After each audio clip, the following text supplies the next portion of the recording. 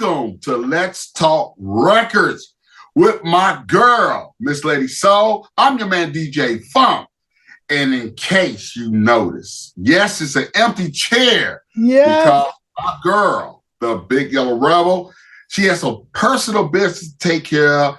We had this all planned, ready to go, but something came up. But she'll be back. I promise you, she is going nowhere because we ride as the three, not the two. We got to ride today as the two, but we are the three musketeers, damn it. Yep. So we're thinking of you, Sister Mikey. Yes, we love you. We love you. We love you. And we can't wait till you come back to Let's Talk Records and chop it up like we always do. Now, with that said, we're talking about R&B music. And some of the talk we hearing out there like R&B is dead. I don't know how it could be.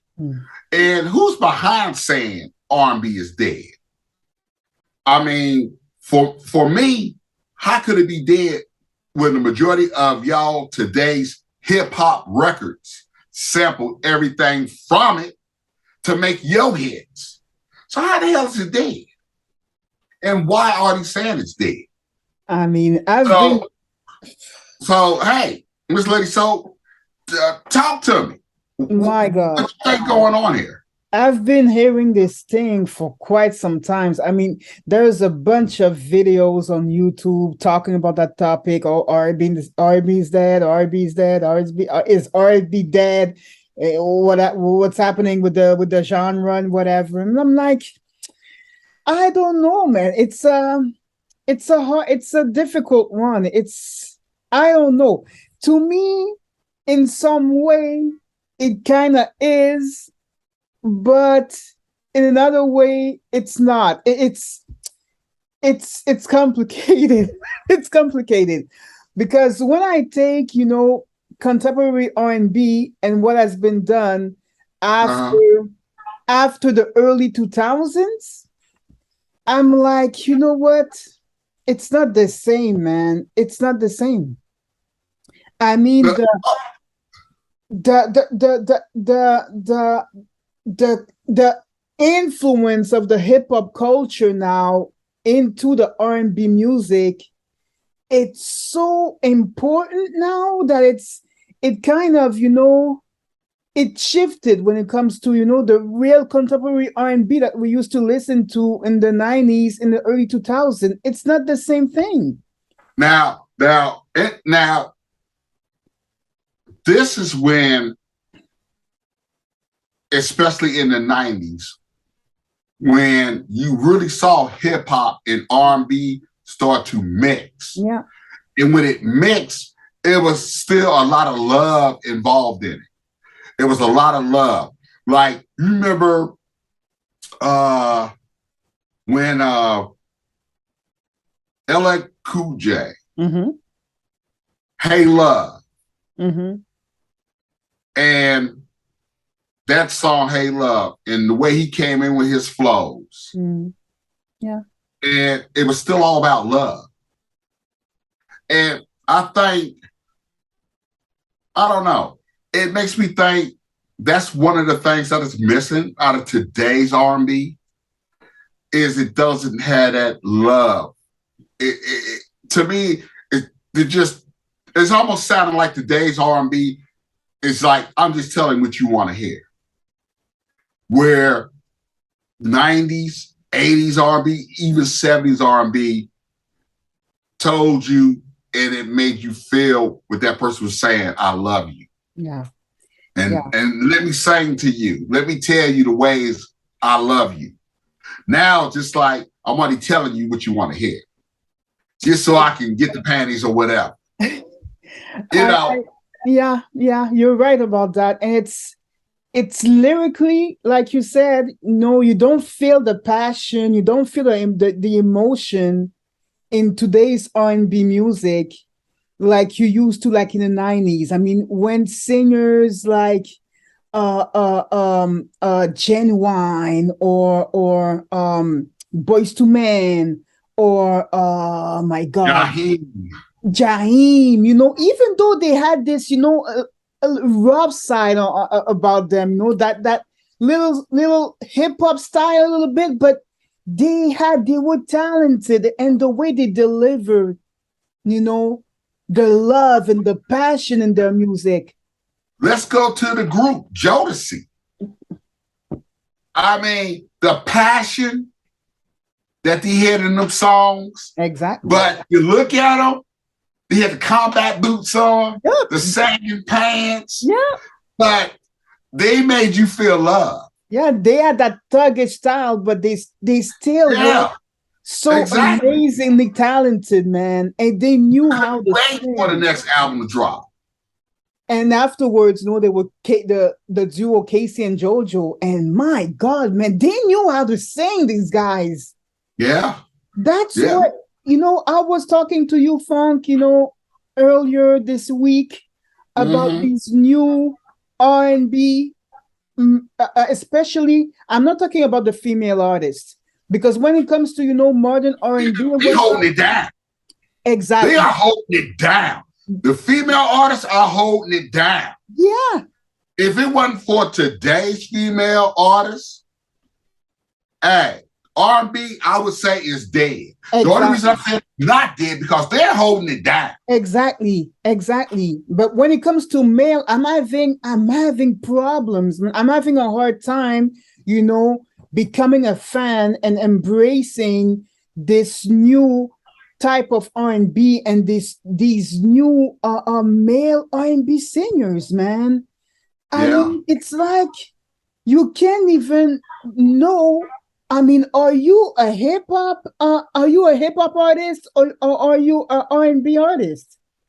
I mean, when I think of, artists like, I don't know if you're familiar with that guy, Black or Ty Dolla $ign or Brent Fires, all these new artists that call themselves R&B artists, but they have that hip hop sound, so it's so present. They have that the hip hop production is so important in these artists. I'm like, but what the hell? Are you a hip hop artist or are you an R&B artist? I don't understand. Okay.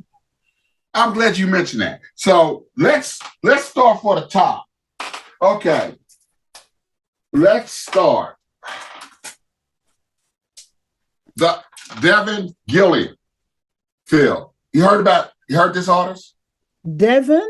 No, I'm not familiar with him. Okay. No.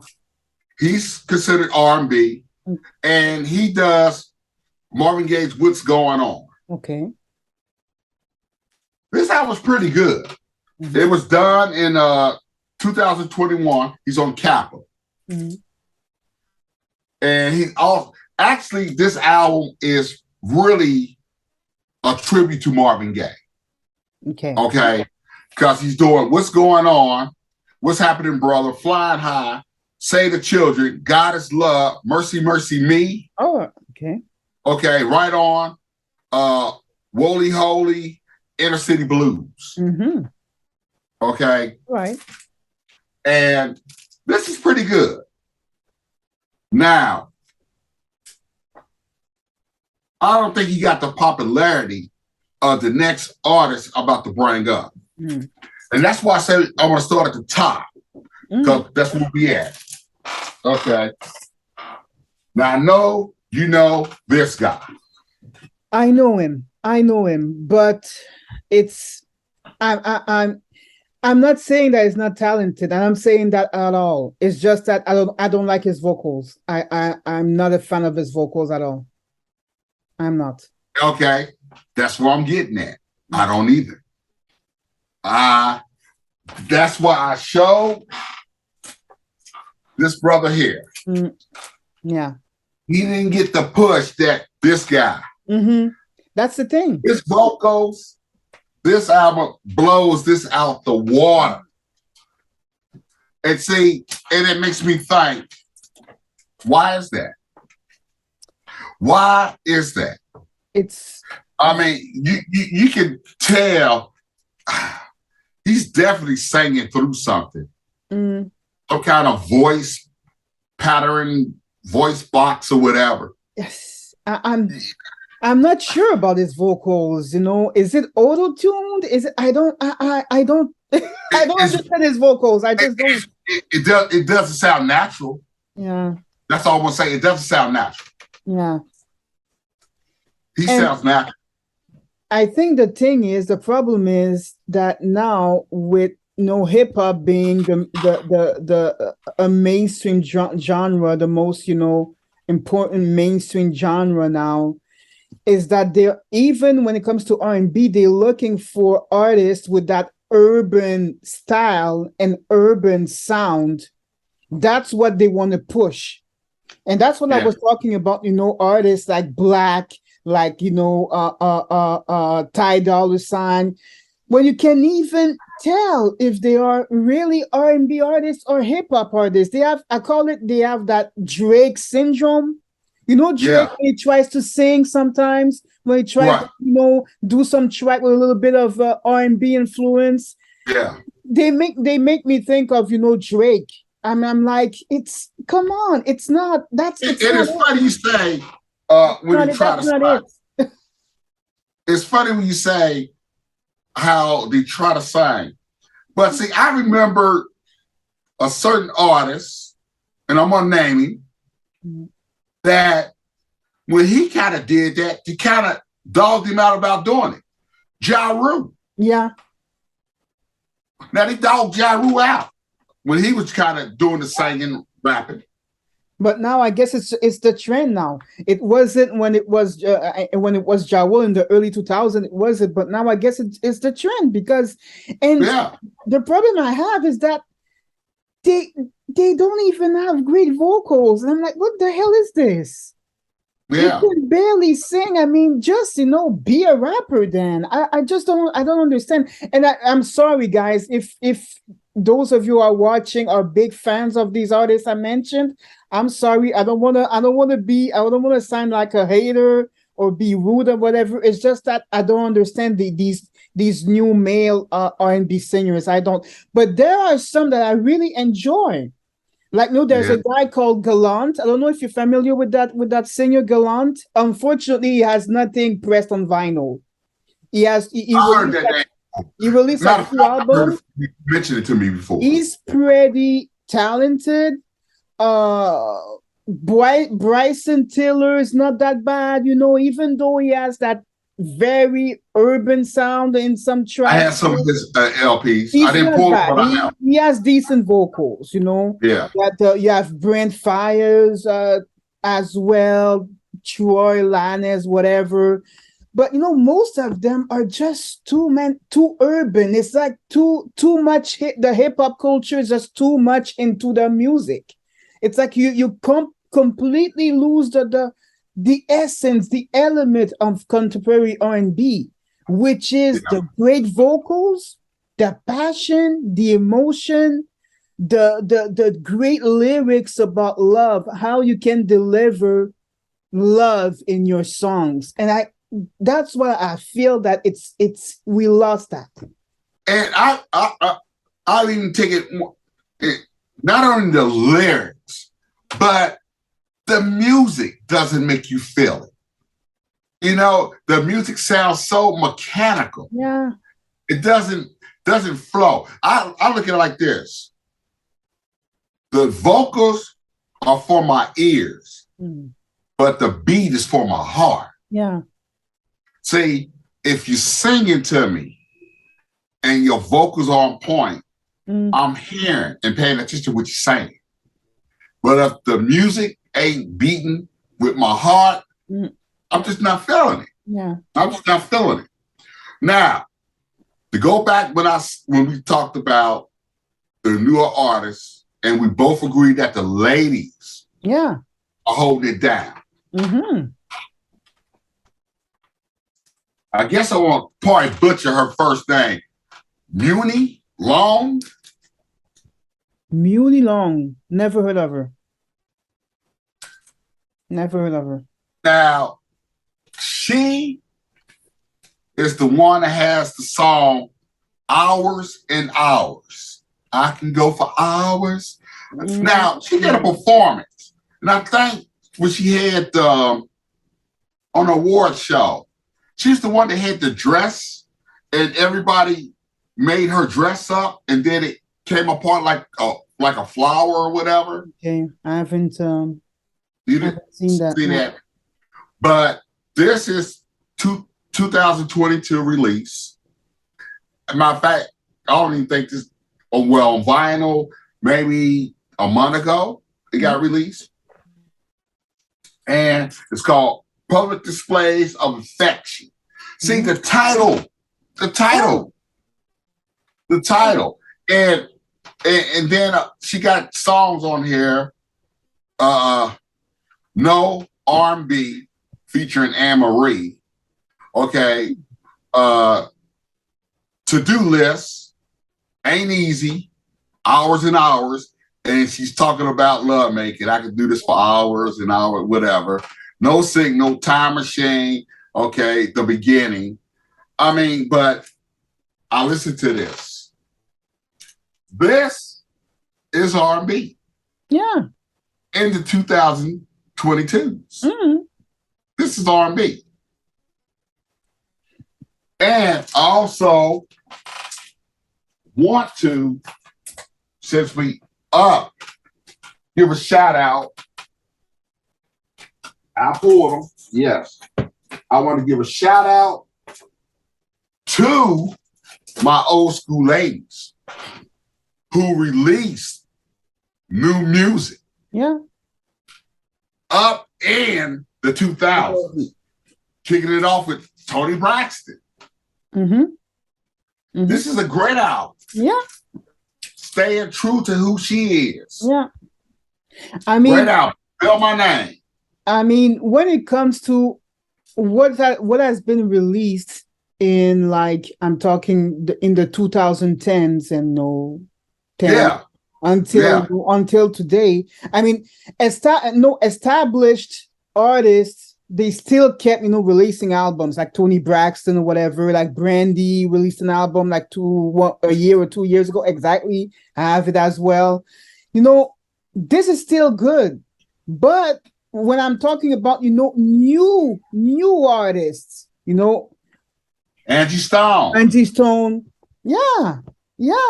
I mean, they keep releasing some great stuff, but the reason I'm showing these old school artists,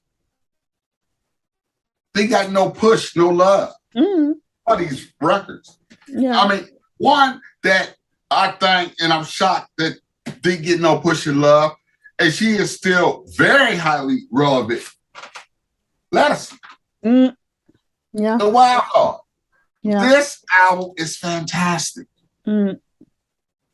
I mean, this album is soulful and R&B, beautiful, with a sprinkle of, at times, jazzy. Just beautiful.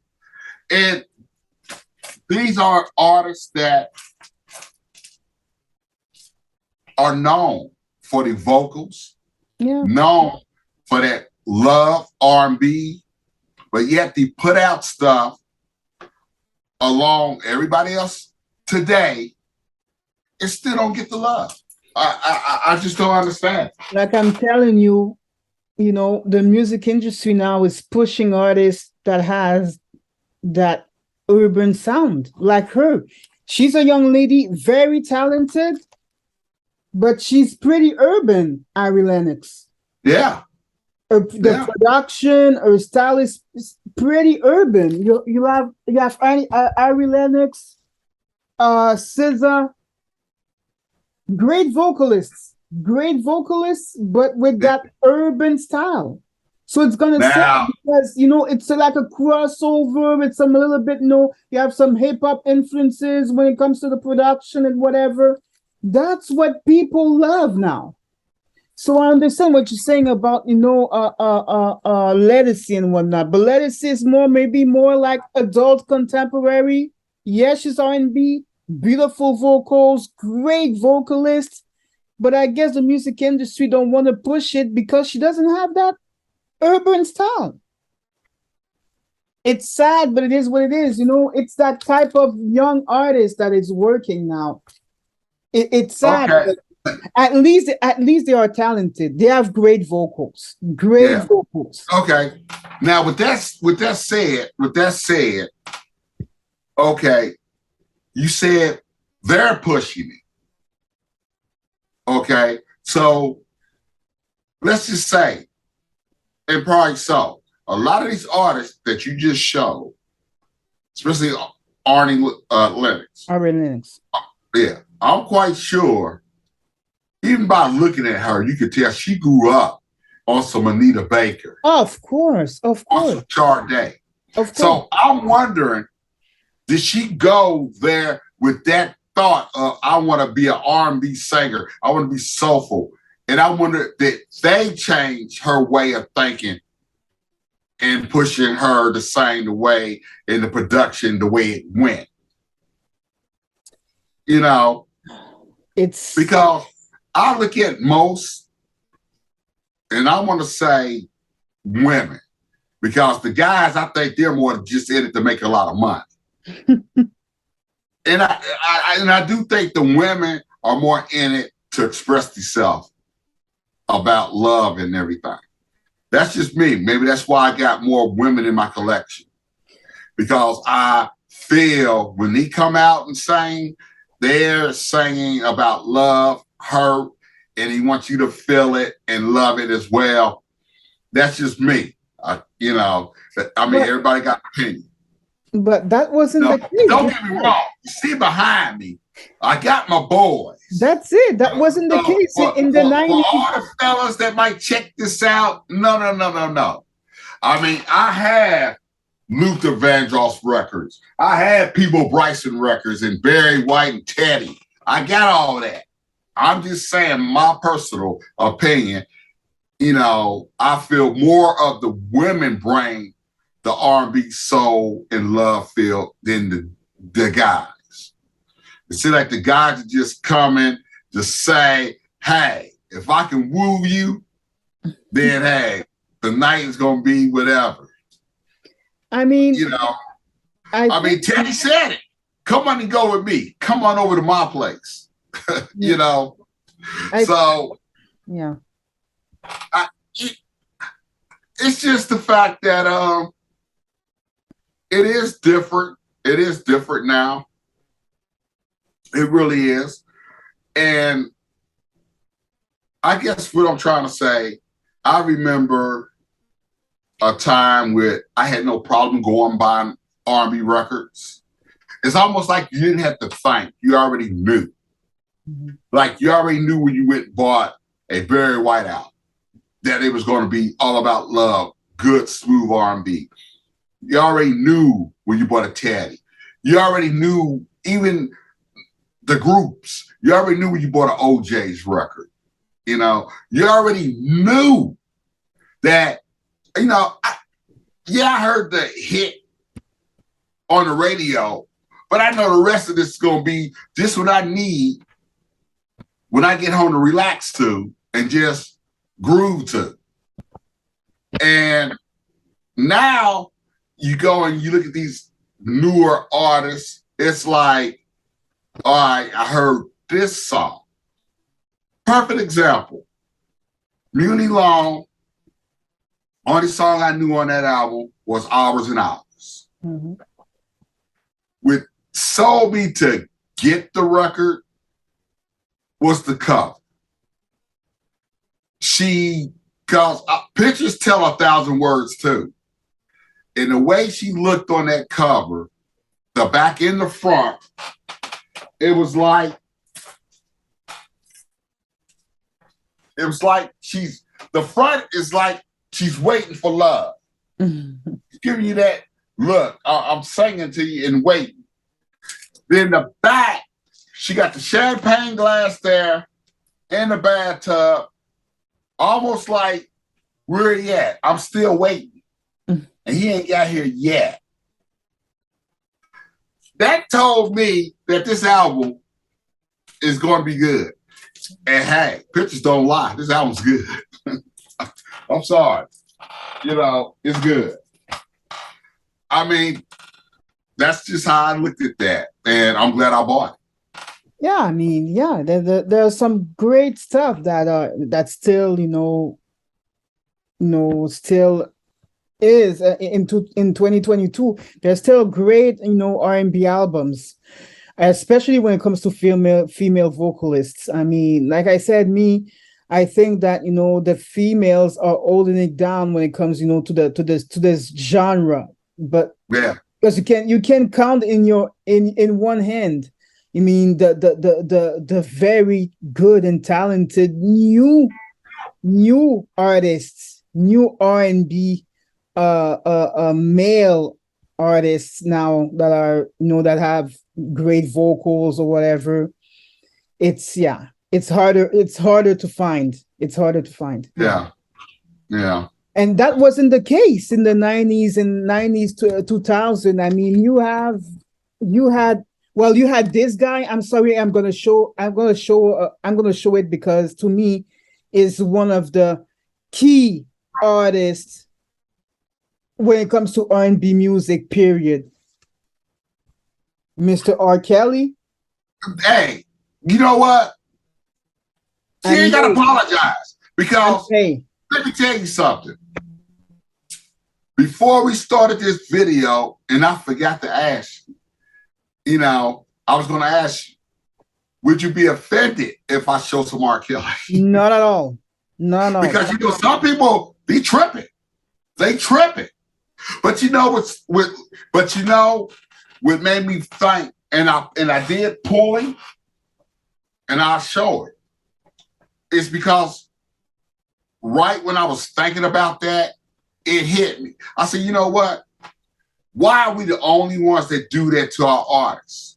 And I'm going to be honest. I'm talking about Black people. I'm going to say it. Why do we do this? Because Jerry Lee Lewis just died. Okay? Come on. Everybody know that story. This man married his 13-year-old cousin. And he still got all the accolades, all the honors. Nobody talked about taking away his Grammys. Nobody talked about anything. He was able to disappear for a minute, regroup himself once it came out that he married his 13-year-old cousin. Then come back and have even a better career almost, being a country artist. And went on just enjoying life. But nobody said a word. Man died. They still giving him all these tributes. Elton John giving these tributes, all of them, but here we are. Oh, that Dark Kelly. Oh, that dirt. I ain't playing his records. Oh, ban him off the radio. But it's more us screaming that than anybody else. But is it coming from Black people that cancel culture? Oh yeah. You think so? Yeah. Oh, I know you up there in Canada, sister. Oh yeah. Here in America. Oh yeah. It's Black people, and I'm gonna say it. Because hey, I'm not saying that that guy is clearly he clearly has problems, R. Kelly. I mean, there's no denying that, but we cannot ignore the fact that this guy was a musical genius when it comes to R&B music. We cannot deny that. He was a great vocalist, an amazing producer, a great lyricist. When it comes to music, just take the music aspect. I mean, the guy was a genius. He was. I mean, he was a huge part, in what contemporary R&B is now since the 90s. Come on. And not to mention his production of other artists. Yes, Aaliyah. Come on. So what you do? Just, fry them up too?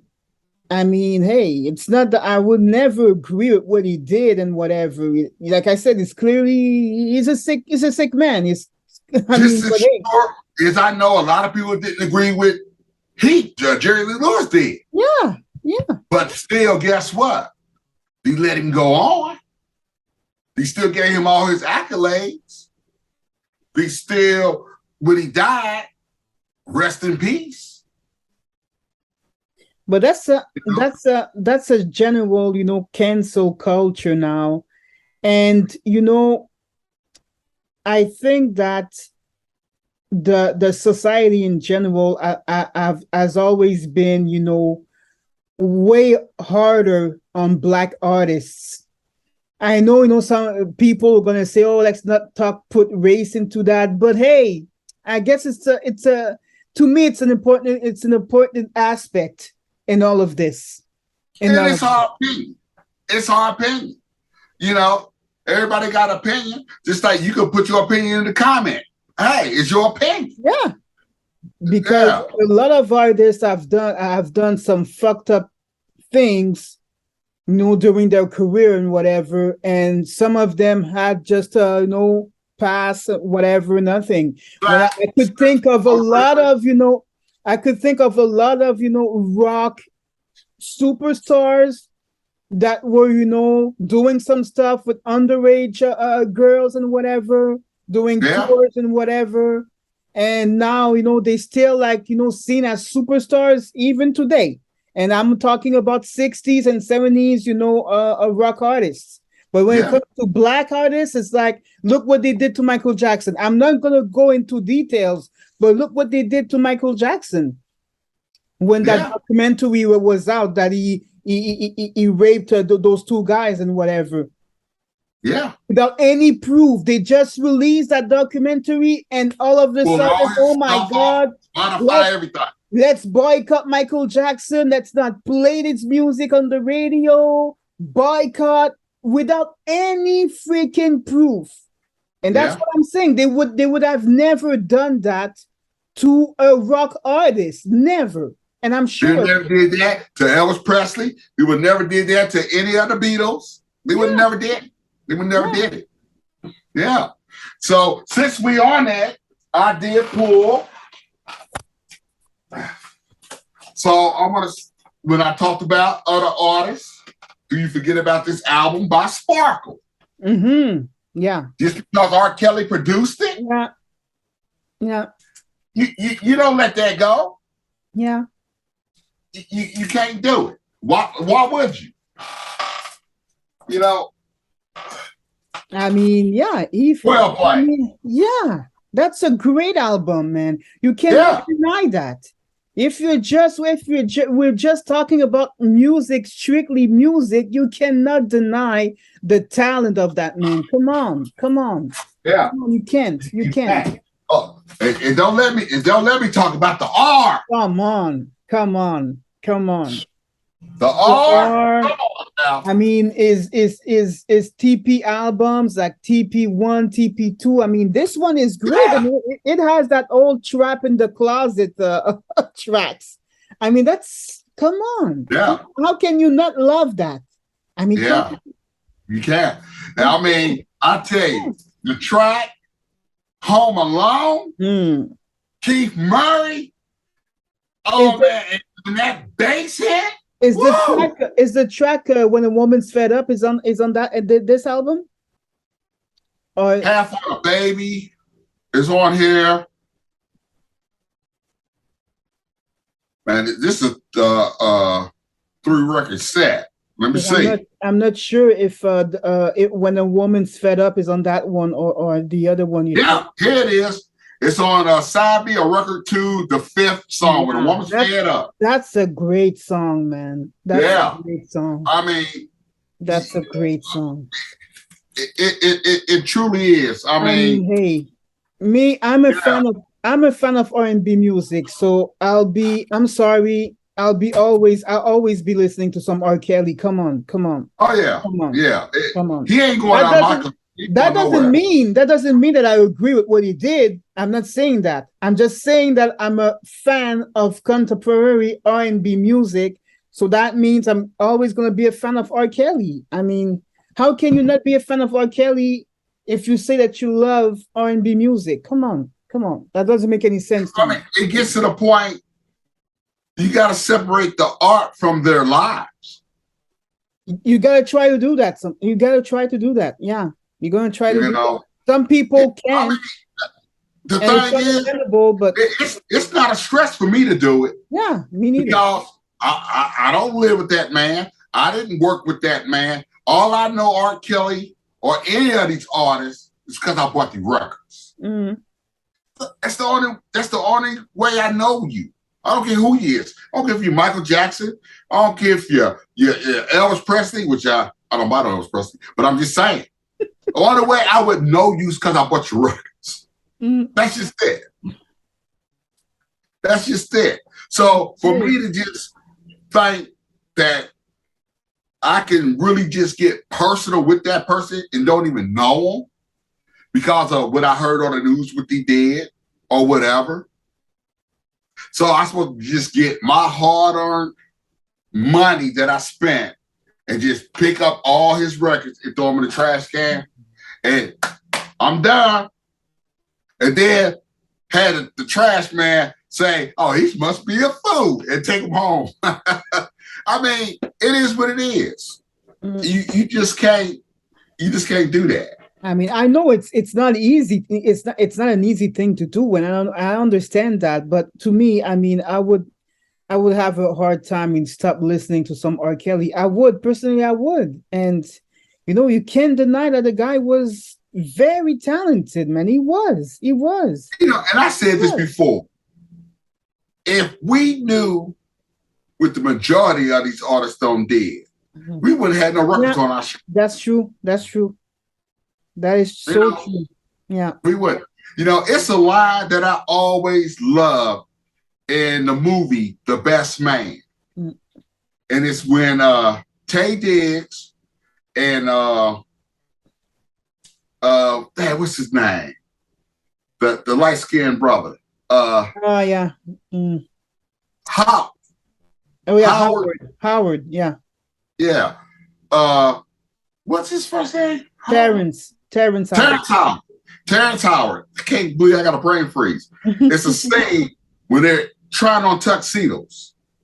And they get in a little argument back and forth. And he tells Taye Diggs, he said, "You're always judging. Always in everybody's business." He said, "You did dirt too. Yeah. The only thing is, you just didn't get caught yet." Yeah. And I was like, whoa. Yeah. That's it. That's the human nature, right? So yeah, you did dirt too. The only thing, you just ain't got caught yet. Yeah. I always loved that.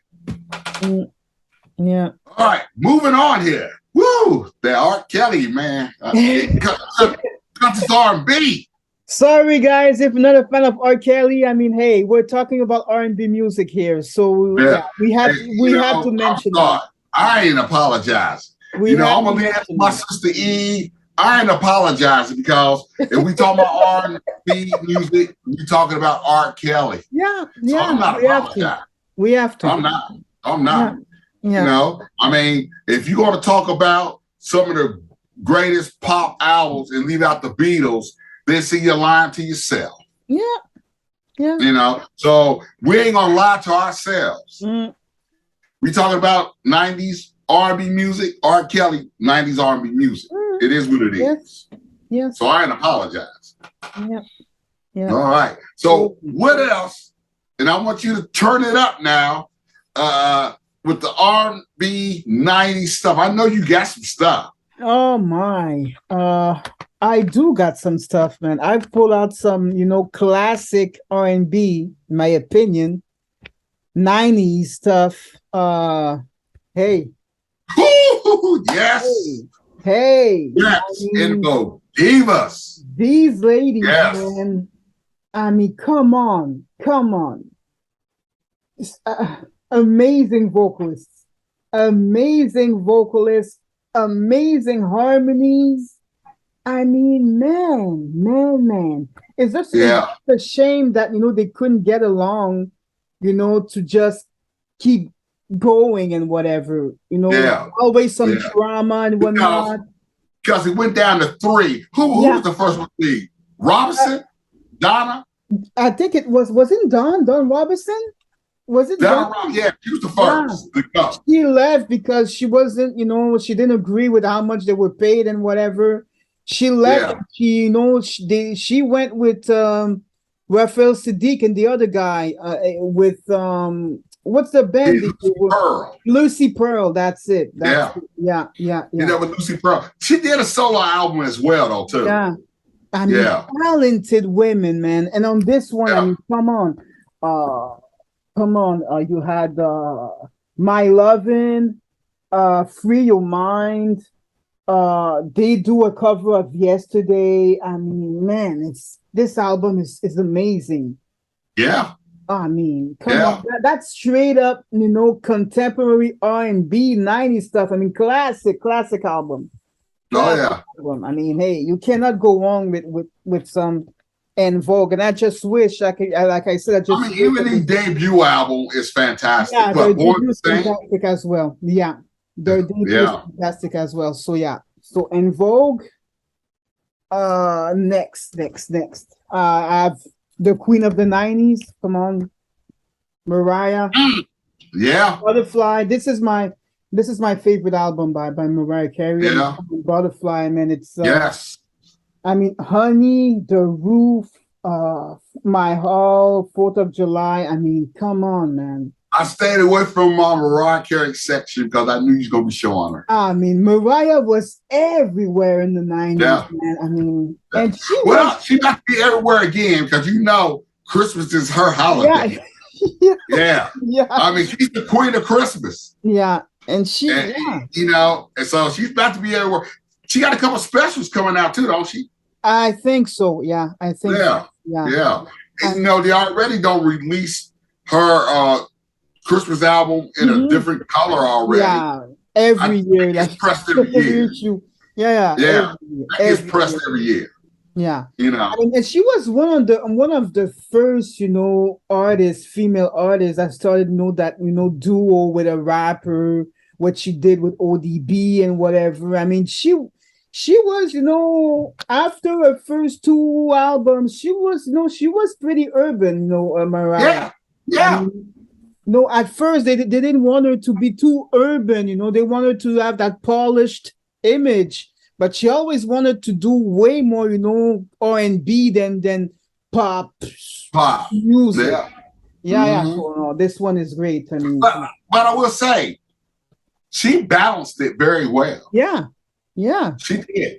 She's the queen. She balanced that very well because she was able to give you that urban and that pop, and actually that what I'm looking for, that luxurious look. I mean, she could, and the thing about it, she did it all in the evening gown. Yeah. Sister did it all in the evening gown. It's like she could have that gown on, looking so sophisticated, and then just take it to the pop, and then the R&B, and then back to the sophistication. She's the queen. She's the queen. Definitely, man. You may not like her, but you can't deny that her impact on 90s music and whatever. You cannot deny that.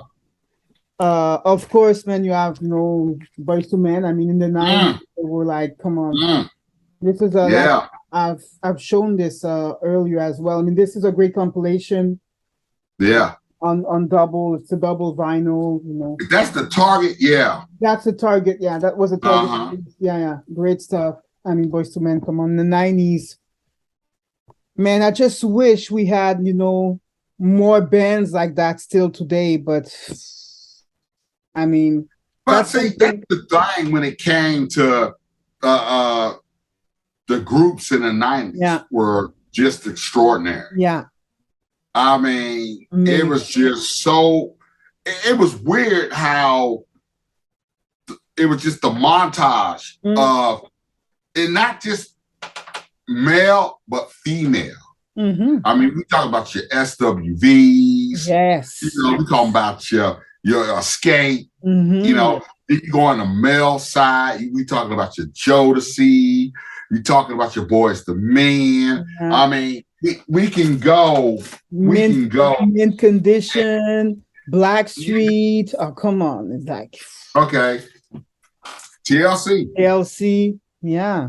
Yeah. You know, this album was just fire. Yeah. I mean, even the first album. But this right here, yeah, this one, yeah. This one was amazing. You talk about Creep, yeah, Digging on You, Waterfalls, yeah. Don't even let me talk about the Red Light Special all through the night. You know, this was at the time the epitome of a girls group. Yep. And rest in peace, Left Eye. Yeah. Rest in peace, my sister. The R&B groups disappeared. It's not a thing now. It's not a thing anymore. Yeah. And then we can go even back to let's drift a little bit back into this is 89 when we talk about male R&B group after 7. Produced by L.A. Reid Babyface. Yeah. In the heat of the moment, ready or not. I mean, this 1989. Yeah. You know, so the 80s and the 90s, to me, the mid 80s into the 90s, it all ran together because these groups were, even into the 90s, were still doing like Mint Condition. Yeah. You know, it was just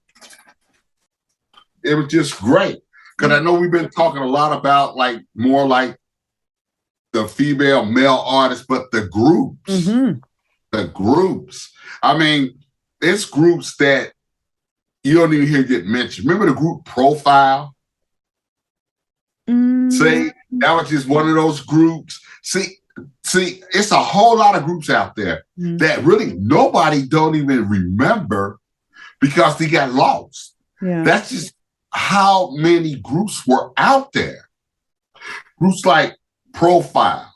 What about the two big guys, Man at Large? Man at Large. I mean, even the solo artists. Remember the solo artist named Wrong? Not sure. See, it is so much out there that is beautiful, good music, but it was just so much out there. If you weren't the type of person that was engaged into going to the record stores and just buying music, you would miss them. You really would. I mean, you might heard the song on the radio, you know, just as a fill-in to keep the show going. They'll play. I remember, and I think this too was a great loss to radio, because even now, it's like when these artists come out, when you had the DJ actually announce, told you the name of the song and who the artist was, you don't get that no more. You know, now I would like turn on, like, say, the Ricky Smiley morning show. I hear a song that sounds good. They never tell you who the hell it is. The first time I heard Hours After Hours, I said, oh, I love that. I love that. But they never told me who the artist was. They never told me. You know, and I kind of forgot about it because I never heard the name. I ended up with that record because I went crate digging. And, you know, my crate digging, a lot of people just always associate crate digging with you in the old school, you in the used bed. No, when I crate dig the store. I'm crate digging in the new stuff. I'm crate digging in the old stuff. So she was a crate dig fire in the new stuff. And when I read the back of it, hours and hours, and I was like, is this? So then that's when I typed in her name on YouTube, came up, saw the song, hit it. That's her. And I bought it. You know? Yeah. And believe it or not, the album's only $15. Yeah. So that was good. I mean, so what else do you need to show? Yeah, I mean, speaking of, we were talking about mint condition. I mean, hey, her husband, I mean, was in mint condition. Tony Braxton, another. Yeah, he was the keyboardist. Yeah, another queen of the '90s. I mean, this is not. No, this is Libra. This was released later on in the 2005.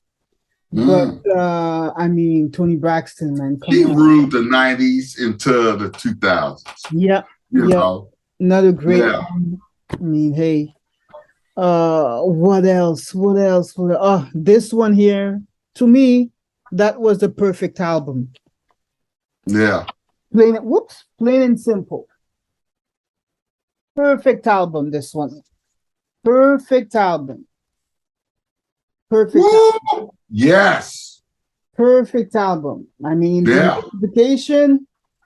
Come on, man. I mean, to me, it's more R&B album than a hip hop album. Yes, she raps on it. Don't try to put her more in hip hop than R&B. That always R&B. About why. It's more R&B, but come on, man. Come on. This album is perfection. Yeah, it is. Great. The production was great. The lyrics, the songs were amazing. Like, I mean, I haven't, listened to or find another album that is so perfect, man. I just haven't since it was released. I don't know.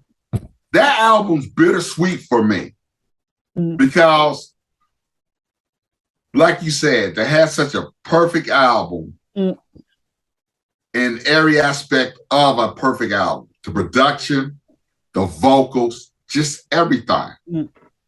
And for her not to be able to perform that album the way it should be performed is a tragedy.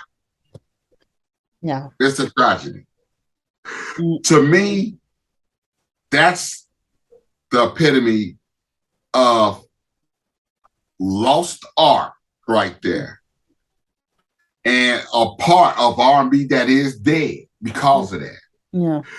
And I look at it to the point where something of a masterpiece such as that, she can't never perform it the way it needs to be performed live because of the bullshit of it. Yeah. Yeah. Because of the whole way everything went down. Yeah. And it also tells another story too to a lot of artists out there. Damn it, own your rights. Get your masters. It also write your own shit. Yeah. So you won't be having to fight. I mean, when you think about that, that's her legacy. That's her legacy, which she has no control over. And that's a damn shame. That's a damn shame. But I don't know if she has no control. I mean, she wrote most of the song. Yes, she had help, but I mean, it's about this whole thing with, because it was said that it was written, produced only by Lauryn Hill, which wasn't true. But she did have the right to but she can't perform the songs the way they were on the album, though. She got to mix them. Yeah. That's why I said she can't perform it the way that album was intended to be performed. She has to actually mix the songs. Mm. I mean, she's actually, I saw some performances of her online where she actually singing some of the songs and mixing and giving it more of a reggae sound. Mm. Just so nobody would come after. Okay. You know, and that, you know, that's to me, that's what's sad. That she cannot perform that album the way she wants to. You know, because the fans know the songs by the way we hear when we play the record. Yeah. You know, so when she has to, you know, remix it and put reggae into it and just kind of give it a offbeat or whatever, it's not what we really want to hear. We want to hear the album the way she did it. Yeah. You know, but I mean, hey, this doesn't help anyway, showing up at shows 3 or 4 hours late. So she doesn't help us. That's another problem. I mean, that's another that's another story. Lauren. Okay. Oh man, let me tell you, I am digging. Here's another album that was just fantastic. This was 99. Yeah, fan mail. Yeah. Fantastic. I mean, no scrubs. I mean, you know, you can't go wrong with that. But one of my favorites on here was Silly Ho. I just thought that was just, first off, funny. And the production of this whole album is fantastic, but that song just made me laugh. You know, of course, Unpretty. You know, this is just a great album. Another one by TLC. And I just was pulling so much stuff. Do you remember getting back to male groups? Remember Today? No. When was that? This was 1988. 88? They did a cut called Him or Me. Do you really want him? Do you really want me? Okay, I don't remember that. Oh my God, Take It Off. Girl, I Got My Eyes on You. You talking about R&B, fantastic R&B group today. And this was like the debut album. And I'm telling you, if you need to pull this album up and just listen up, fantastic. Fantastic. I'm gonna go back, and I'm surprised you didn't put this up yet. I don't have it. That's I don't have it. I don't have it on vinyl. But yeah. Oh my goodness. Come on. Yeah. Oh my goodness. Come on. I'll Be Shy. Yep. In Effect Mode. Yep. This album is the shit. Yeah. I mean, it is so funny the way he sang. And then when you hear him talk, his voice is so deep. Yeah. But man, he hits that high falsetto. Man, this album is fire. That's another one who, you know, he kind of disappeared after. Yeah. Now, I think he's having some health issues. Yeah? Okay. I think I heard he's having some health issues. But that album was fire, man. Wow. That album I know he has a radio show.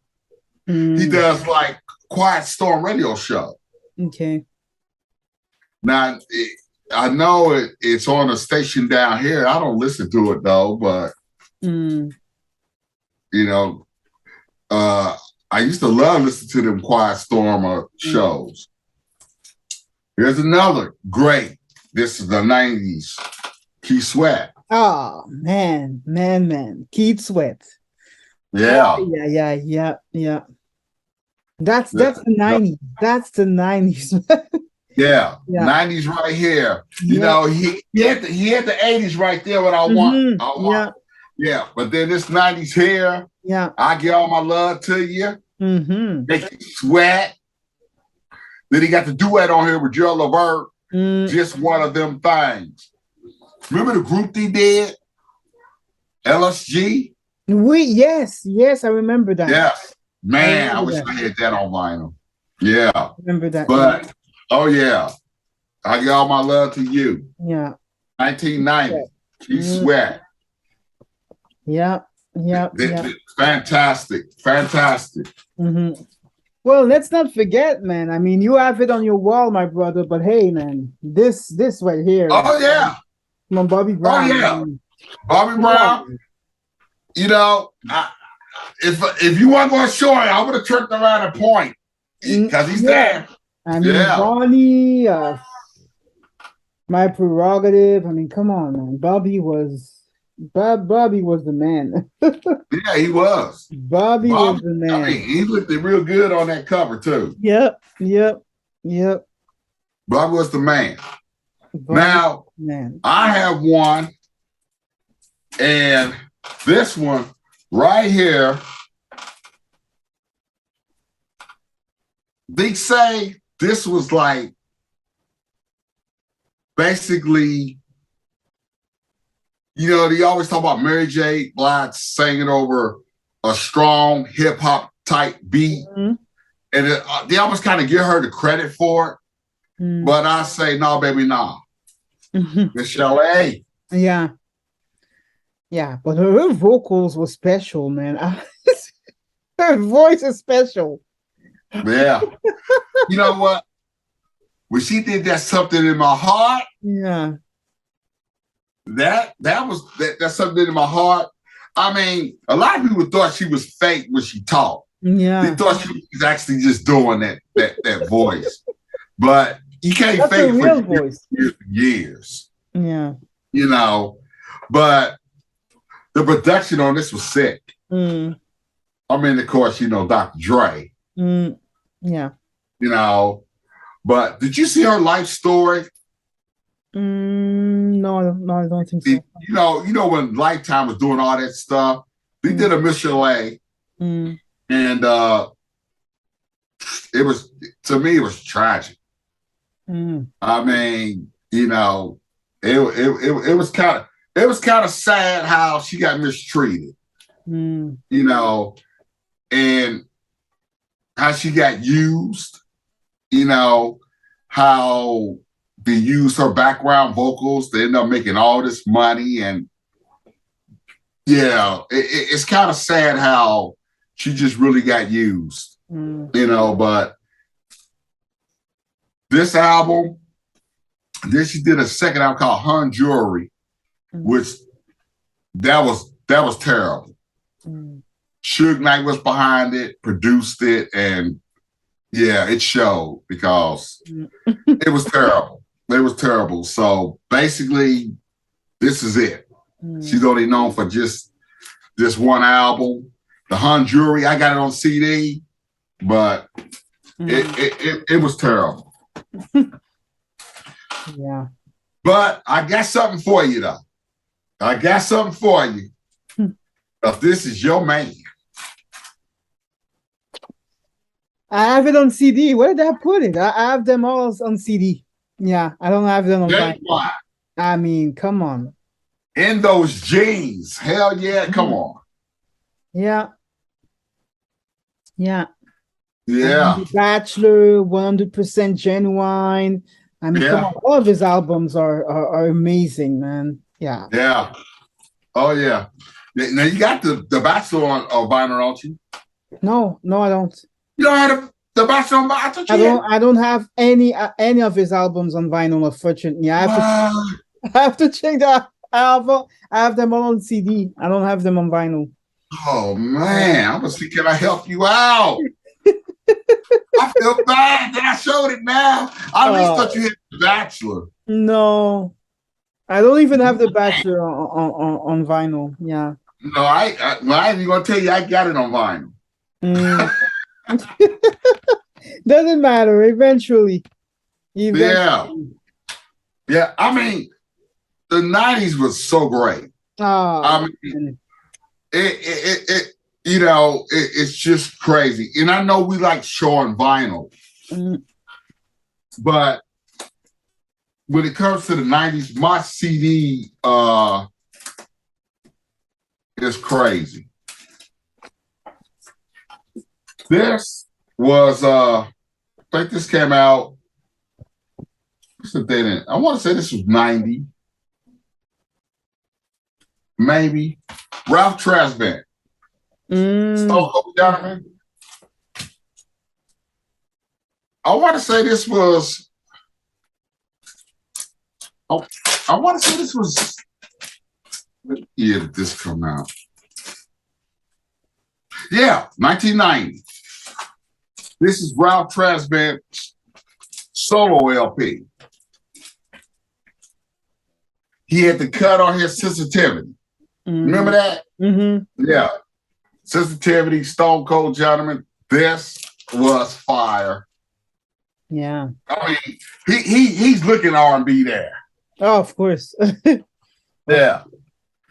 Fantastic album. I mean, and of course, you know why. Produced by Terry Lewis, Jimmy Jam. Fantastic R&B, 90s. Then, you know, I got to kick it. Johnny Gill. Yeah. Fantastic. Yeah.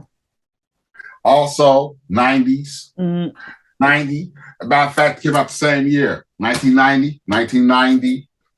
This was a blockbuster. Actually, Johnny Gill's, I think, ended up being a bigger success than Ralph. Ralph, yeah. He just had Rub You the Right Way, Farewell to Friend, Wrap My Body Tight. I mean, them songs were all on the radio. My. All that was all on the radio. That's what I'm talking about. I mean, that's what we're missing now. These type of songs. Yeah. I mean, we had them until, you know, the early 2000s, but after that. Yeah. Now, I got to show this cat because he's the one that is going to try to save R&B. So I got to show him. So if you stumble across this video, brother, I did not forget you. And I'm talking about Force of Nature. Oh, Mr. Tank. Mr. Tank. Yeah. Mr. Tank. That's another one who really he deserves way more, you know, recognition, this guy. I mean, this guy has some crazy vocals, man. I mean, and we don't mention him enough. We don't. No, we don't. But okay, I showed the Force of Nature. Sex, Love, and Pain. And I think his stuff is getting reissued on vinyl. These three I'm sure is finna get reissued. Yeah. And One Man. Yeah. I have a couple more, but these are the three that's finna get reissued. Yeah. You know, because they're on a background. Exactly. Yeah. I mean, these are the three he did with them, so they're gonna release them. I mean, his track maybe. Actually, I had this on vinyl too, but I can't find it. I don't know. I must have misplaced it. I was only able to find the Force of Nature. I don't have this, but hell, when it come out, I'm getting all three. Yeah. So, I mean, Tank. That's my cat. The track Maybe I Deserve is, oh my God, man. I used to play that track over and over. I just loved it. Tank is one talented brother. Totally. Oh yeah. And he's not a bad actor either. Yeah, I've seen him playing a couple things, and he's not bad at all. So, do you have anything else you want to spring out? Man, I wanted to show a bit of, you know, some stuff from the 2000s, especially when take it there. When when it comes to male R&B singers, come on. Come Dave on. Hall. Come Yeah, on. I mean, Dave Hall. Oh my that's God. what that's what I'm saying. I mean, when I think of these new artists, and I'm saying, how can you put them in the same group as these guys, as Dave Hollister, And you know what I thought? Donald Jones? Come on. Uh, oh my God, yes. I started to pull Darnell Jones. I got one of his albums. And when you showed the Dave Hollister, right away, I thought I started to pull Blackstreet. Backstreet? Yeah. Yeah. I mean, music, Soul Child. I mean, I I just started don't to pull that album. understand. Yeah. I don't understand, how can you put these new guys into the same category as these artists, with amazing vocals, great lyricists. I mean, that's what I I tell call, you, off the top of my head, one of my favorite songs, Half Crazy. Half I love Crazy. Buddy. Buddy. Yeah. I mean, what is the song that he does a song? What is it? Love, the song Love. Yeah. I mean, oh my vocals. Oh my God. I mean, come on. Yeah. You have this one. That's the Canadian Glenn Lewis, was very good as well. Released, I think, 2 albums. Talented brother. Talented brother. Man. I had that on vinyl. Yeah. Great artist. I love R&B. Like you said, 2000s, 90s, 80s, anything I can get my hands on, especially on vinyl. Yeah. If I had no choice, I did get the CD. But anything. And speaking of that, when you opt out because it's not on vinyl, I want to show, and I pulled these. I want to show these 3. Eric Benet. Yeah. Yeah. This is called A Day in the Life. Eric Benet. This has the Georgie Porgy on there with Faith Evans. Okay. Cool and Relax, John B. I don't have this stuff on physical format, and I was thinking about this, guys. Oh man, too bad I don't have his CDs. Oh man, yeah. John B. I mean, Cool and Relax, and this also has the Tupac. Are you still down? Are you still down? Yeah. That. Now this and this right here. This, people didn't take this serious, and I don't know why, because it's not a bad album. Peep this, Jamie Foxx. What album is this? It's called Peep This by Jamie Foxx. This came out in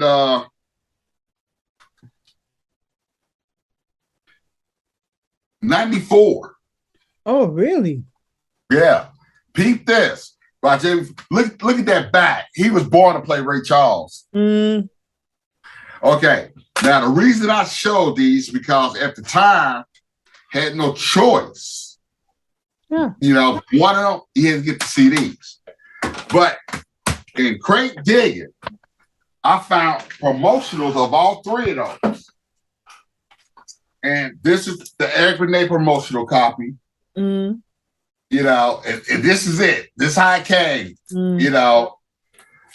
and this is the John B. But at least Jamie Foxx came with a hype sticker, but I love it because even though they look like this, I have them on vinyl. The CDs serve the purpose, but to find these promotional copies on vinyl, I love it. Man. I mean, come on. But you never heard of Jamie Foxx Peep This? No. I didn't even know that You know, he released an album in the early 90s. yeah, this is a good album. It really is. You know, and a lot of people didn't take him serious because they was used to him living colors, acting a fool, and people just thought he was gonna be a clown on this. But no, you play this, you'd be like, I don't know why people didn't, you know, get into this. You know, but I think he admits that in the beginning he didn't take it as serious as he should have. And like I say, I don't know what he mean by he didn't take it that serious versus if he does he take his music more serious now? Because I would not know by listening to this that he didn't take it serious. You know, so by me thinking that he said he didn't take it serious, you know, I'm thinking, so you saying could this be better? Maybe, but I enjoyed it. Maybe he was more focused on his acting career. I don't know. Maybe so, but actually thinking somebody not taking nothing serious. I know he might not have nothing to do with Paxton, or maybe if he did, this got more. I mean, it's a book in here.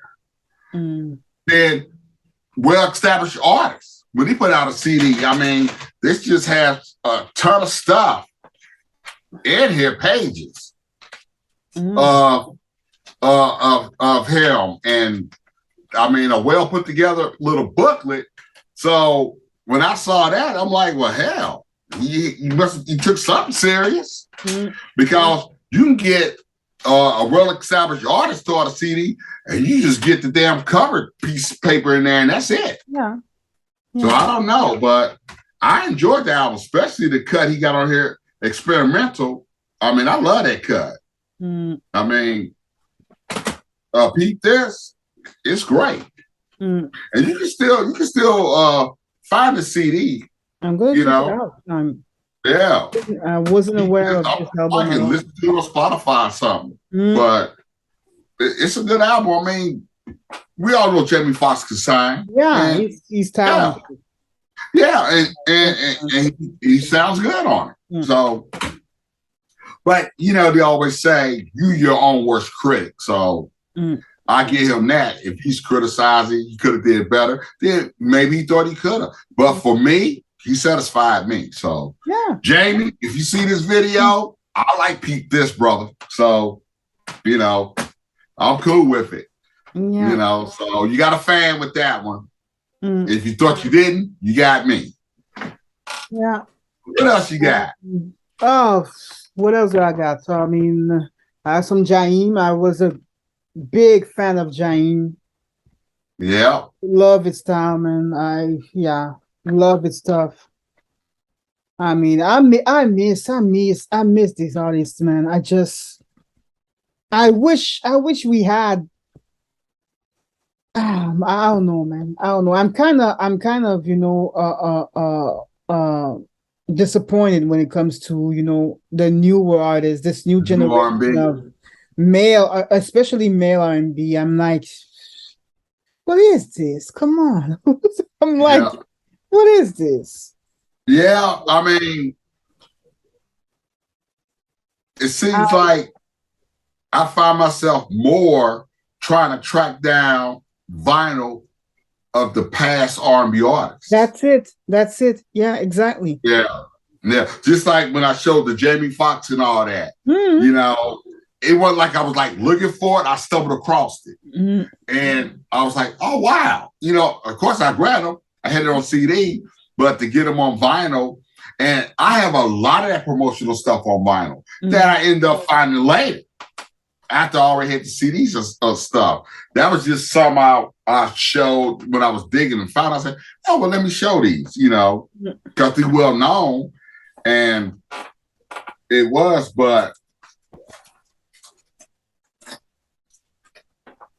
are you familiar with this Babyface album?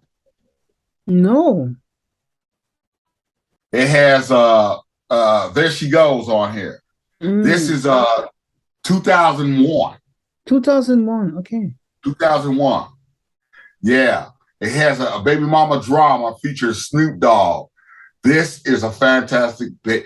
I mean, anything Babyface does is fantastic. Another genius. Another genius. Yeah. I mean, and this is no exception. Yeah. This is 2001. I mean, there's an album that I would love to see pressed on vinyl. Babyface and Toni Braxton, Love and Divorce. Yes, yes. I wish that album was on vinyl. No, oh no, that's straight to CD.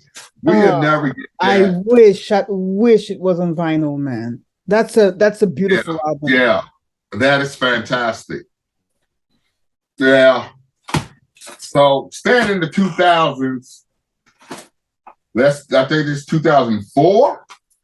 Fantasia.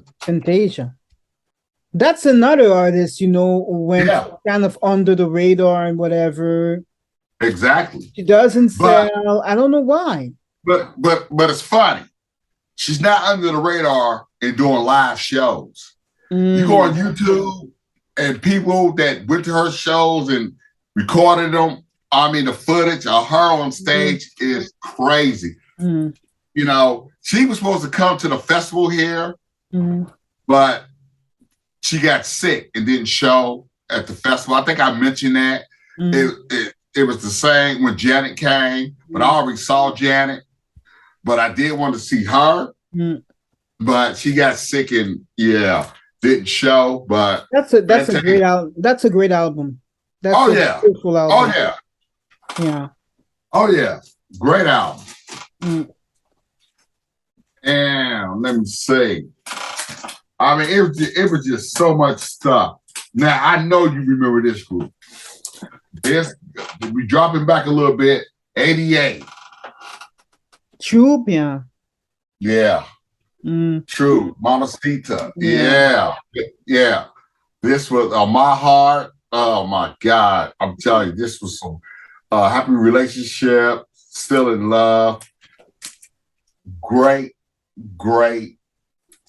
album.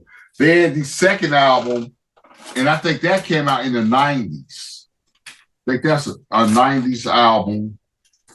No, 89. And remember this? Spread my wings. Yeah. I mean, these groups, I mean, the harmonies, oh my God, I'm not souped. My love, spread my wings. I mean,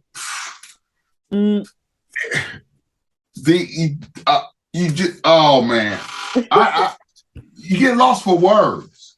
You truly get lost for words. These guys were great as well. Yes. The world. Oh yeah. I mean, Sheila on there. Oh Sheila, yeah.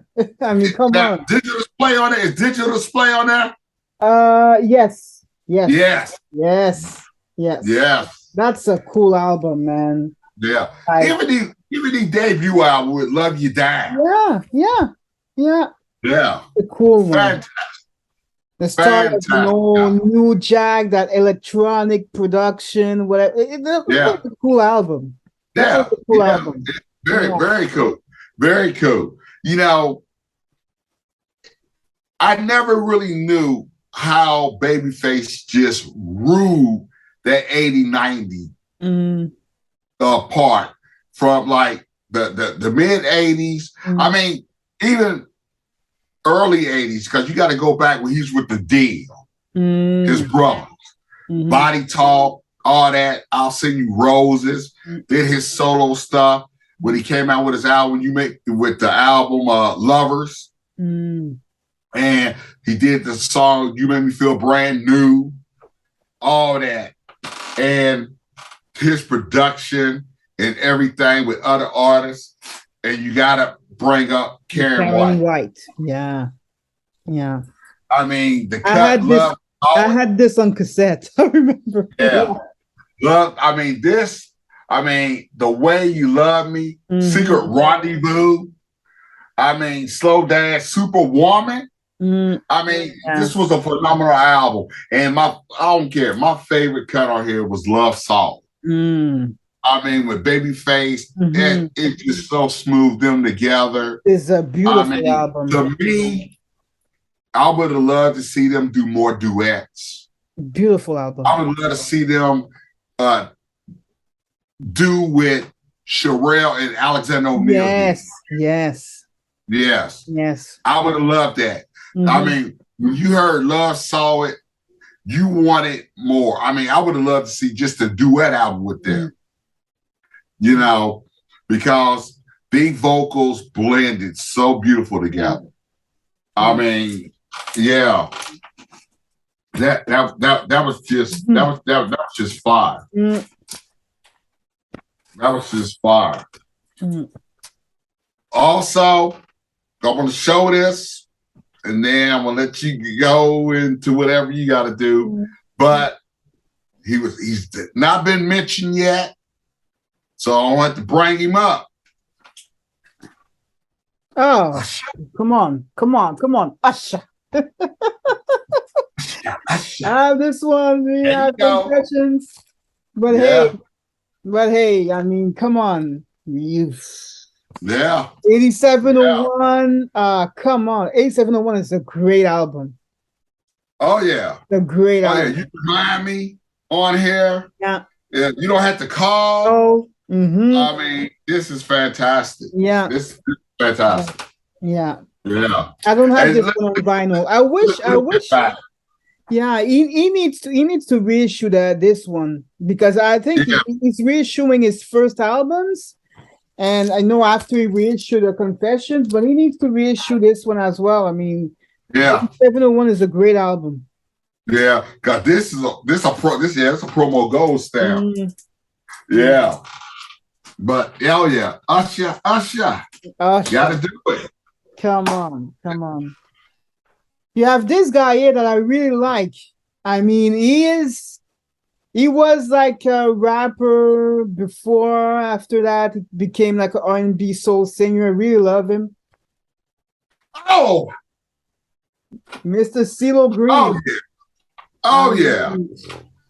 This album right here, I mean, come on, man. The Lady Killer. Yeah. This is a beautiful album. CeeLo. Yeah. Did you see him? It's on YouTube where he went to Daryl Hall's house. Daryl Hall had Daryl Hall. Yeah, I haven't seen him. I haven't seen that. He's on there, man. He shows out, man. He's on that mic. Oh my God. You gotta watch it. It's on YouTube. You pull it up. He is a great vocalist, this guy, man. Yeah. Great vocalist. Great vocalist. Oh yeah. What else do I have? What else? Modern male R&B singer that I dig. I kind of like him. He is, he's talented. Sir, I don't know if you know him. His name is Sir. No. He is from the West Coast. Pretty smooth, great vocals. Like, yeah, I really like his style. I really like his style. Yeah. I think this one was the second studio album, if I'm not mistaken. On orange vinyl. This guy is pretty good. He's pretty good. Okay. Yeah. So that's something to look into. Sir, yeah. His name is Sir. Just Sir. Sir, SSIR. Yeah, Sir. Okay. You have this lady here. I mean, she released only one studio album, and I mean, what the hell is she doing? I don't understand. Oh, yes. I don't understand, man. That's another one who doesn't, she doesn't get mentioned like never. And she has this amazing vocals. It's like, this album is great. And I was expecting, a second album pretty quick, but it never came. Now, wait a minute. Did she just do Billie Holiday? Yes. Yes. Yeah. Yeah. That's right. I mean, she should have, take the opportunity to release something else right after she did that Billie Holiday movie, but nothing. I don't understand. Yeah, only thing new she released was the soundtrack to the Billie Holiday. Yeah, but come on. Which I had. And this one is from 2015. Yeah. 2015. So it's been a while. This is a great album, and that girl. Yeah, it is. I had it. Yeah. Like I said, the latest thing I have from her is the Billie Holiday. Yeah. Soundtrack. I need to get that. Yeah, which she did well in too. Yeah. Now, did you see? Speaking of, because I'm telling you, the female artists are holding it down, even in acting. Did you see LadySoul do Jackson, the gospel singer? No. Mahalia Jackson. No. I haven't seen that movie. No. LadySoul did the biopic, Mahalia Jackson. Okay, I haven't seen that. Yeah. Really good, really good. I mean, LadySoul, man. Come on, LadySoul. I mean. Yeah, she did a good job. That lady, man.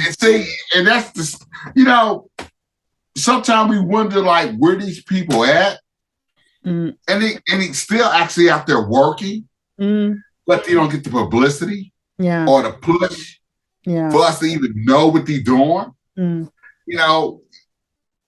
It used to be radio used to have these artists back. They don't do that no more because most radio ain't never program stations. Yeah, everything just put it to a computer, and that's it. The only thing that's live is the morning shows. After that, it's just pretty much if you do got a host, he's just pushing the program buttons for that show. It's already loaded up to whatever they want to play. I miss the days. And speaking of all this R&B, and I do believe the reason it was so exposed for our ears to hear so much is because of DJs.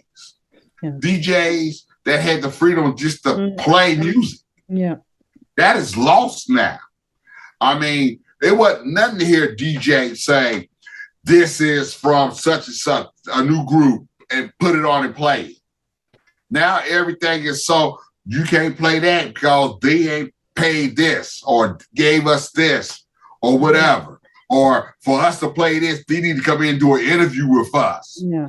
It's all kind of bullshit now that I think so many artists, if they can't afford to pay, they don't get to play. And unfortunately, it's sad. Yeah. I'll guarantee you, the reason so many of these artists are out there and we just don't know what they're doing or hear about them, it's because basically they can't afford to play. A lot of people say, well, you got YouTube now or whatever, but still, you know yourself. You can do a video or anything. And shoot, it might be up for a year and you go check it, you might only had like 100 views. It'd have been up for a year. Yeah. I don't know. It is what it is. Yeah. That lady is talented as well. We don't hear about her enough. Oh, Toya Lockett. Yeah, she was on the Tank Show. Tank Show. Yeah. Pretty talented. That was a good one. Great actress, great singer. This album is very good. Very good. Yeah.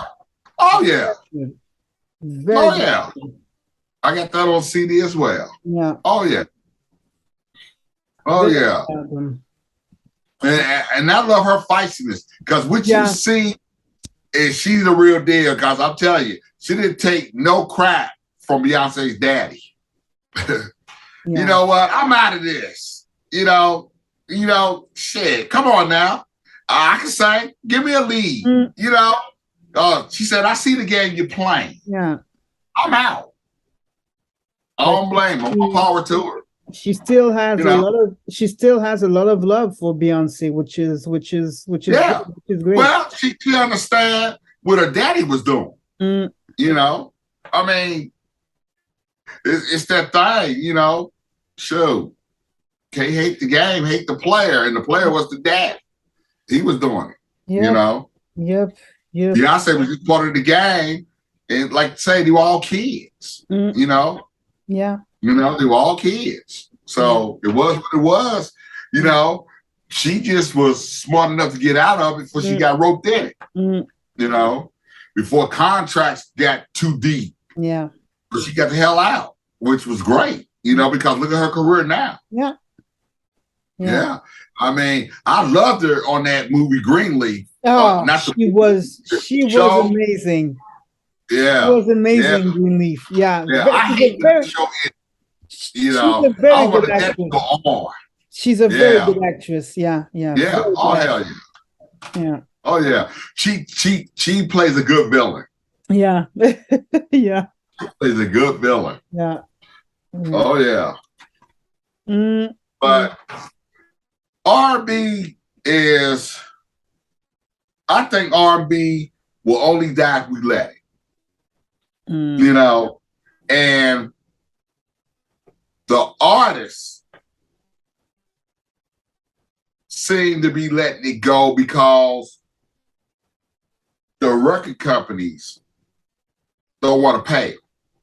Don't want to pay them. If you're not going to do an album, to me, that's going to not denigrate women, call them a bunch of bitches and hoes, not express your heartfelt love and appreciation for man or woman, they don't want it. They don't want it. Yeah. They want you to either be talking about killing each other, beating each other, or just dogging each other out. Long as your album comes equipped with all that, we'll sign you. We'll pay you. But if you're up here talking about how much you love somebody, what you would do for them, how you can't live without them, want to bring everybody together, we don't want that. I mean, perfect example, the OJs. When they did the album, Family Reunion. That was a big selling album. Big selling album. And you listen to that song, and it just made you feel love. It made you feel family. It just made you just want to go and hug your grandma. You know, they don't want that no more. They don't want you to love. They don't. That's the thing. They don't want you to love no more. They want you to hate, fight, and just be indecent to anybody and everybody. And unfortunately, that's our fault. Because nobody could do what you don't want them to do unless you allow it. And these artists, they can get mad all they want. You allowing this. You allowing this. You know, somebody said, I was scrolling through, watching different stuff when he was talking about rest in peace to Take Off from the Amigos, you know, and somebody said, the energy you put out is the energy sometimes you will receive. Yeah. You out there putting out all this negative power when you're talking about I'm rolling up on somebody, you know, if you step wrong, don't scuff my shoes, and I pop, I'll wet your t-shirt up. When you keep putting out all that negative vibe, you know, you breathe it. It comes back. And now you just seeing like, you're not seeing and hearing R&B artists getting shot, getting killed. The ones that's singing about love, peace, and happiness. They're not in a cemetery or, you know, when you hear Usher in a gun battle, who's popping off at Usher? I mean, let's even go Chris Brown. Who's shooting at Chris Brown? You ain't hearing Chris Brown getting shot at. You know, and he's that urban R&B, but everybody taking shots at him. I mean, so you got to think, why is all these hip hop artists getting shot at? Because it's that negative they putting out. That's what hip hop culture has become, and it's sad, but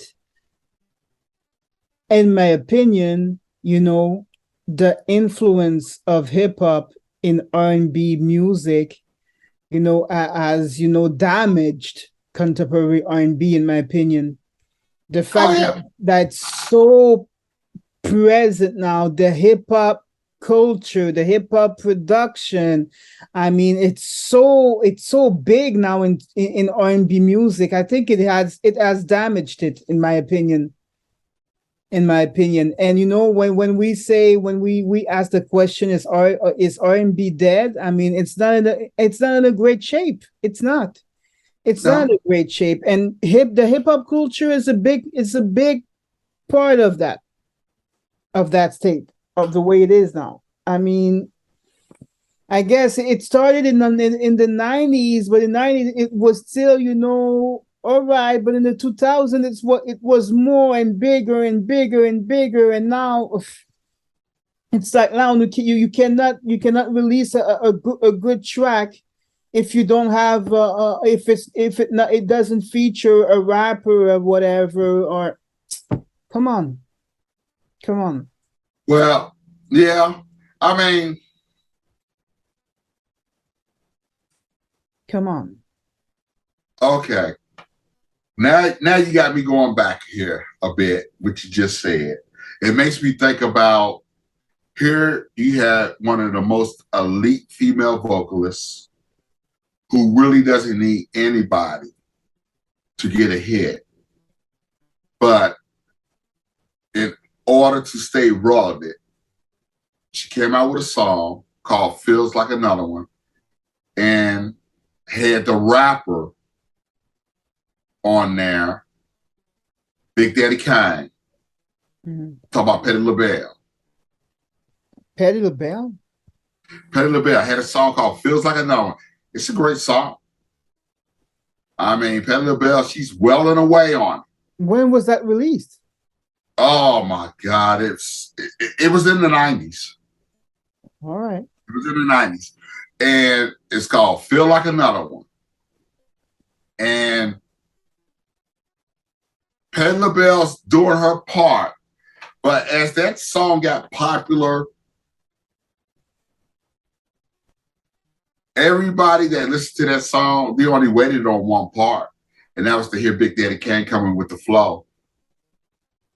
And here you are having Patti LaBelle.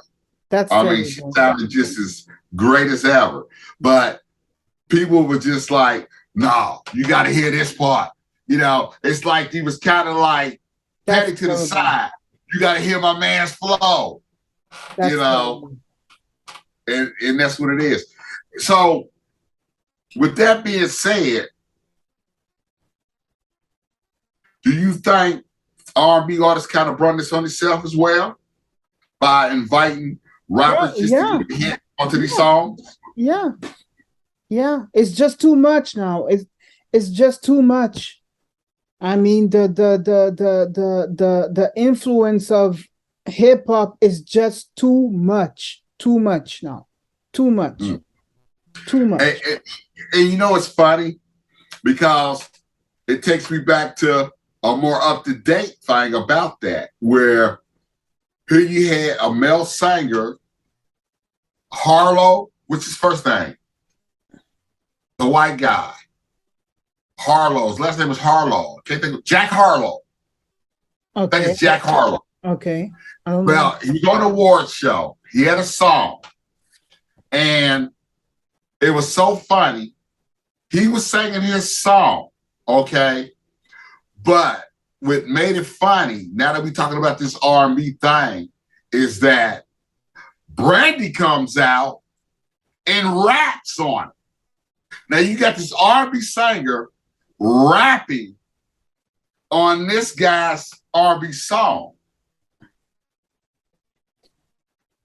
But everybody's talking about Brandy's rap on that track. Yeah. She didn't sing, she rapped. Mm. You see what I'm saying? You see the irony there? Hey. That hip-hop culture, that now an R&B singer is rapping on an R&B song of somebody else's. And Brandy doesn't need to do that. Come on, Brandy, y'all. But she did kill it, though. She did kill it, though. I don't know why she doesn't need to do that. I mean, it's to stay relevant because that's the way the industrial's pushing. This is one of the most talented R&B singers. Yes, I agree. The vocal Bible, Brandy, man, and now she's rapping. I mean, I don't understand. But if you got to feed your family, and that's the way they push you, what choice do you have? What choice do you have? Yeah. If they telling you the way to stay relevant, the way to keep your name out there, the way to be able to keep feeding your family, hey, right now it's the hip hop culture. It's the hip hop is running things. Mm. And here she comes. And she killed it. She got, when that night was over, that's all everybody was talking about. They wasn't talking about his song, they was talking about Brandy's rap. Same thing. It's like deja vu for Patti LaBelle. Mm. He was only talking about the flow of Big Daddy Kane on there. I mean, what do you say? What do you say? And it brings me to another thing. Because to me, I see everything full circle.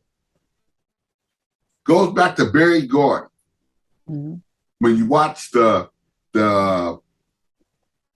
I think called The American Dream, the Jackson story. Mm-hmm. When the Jackson 5 was coming up and he got with Motown. And Michael Jackson was in the studio with Barry Gordy, played by Billy D. Williams. Mm-hmm. And he was asking all these questions about the board and everything. Even back then, you know, Michael, that's why he's the genius he turned out to be.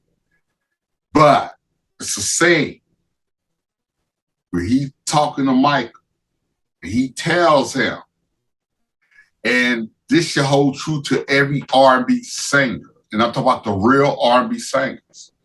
He tells Michael, he says, never relinquish your mic. Mm-hmm. The mic is your power.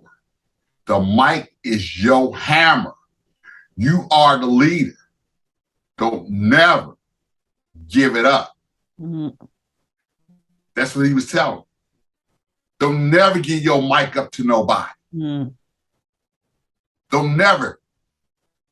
And that's why he's the greatest. Because he never gave that mic up to nobody. He was Thor with that hammer. Say, these R&B artists started relinquishing that mic. He gave up the power. Yeah. These R&B artists came and just took it. I mean, it's something to be said. What you think? Yeah. I guess they left the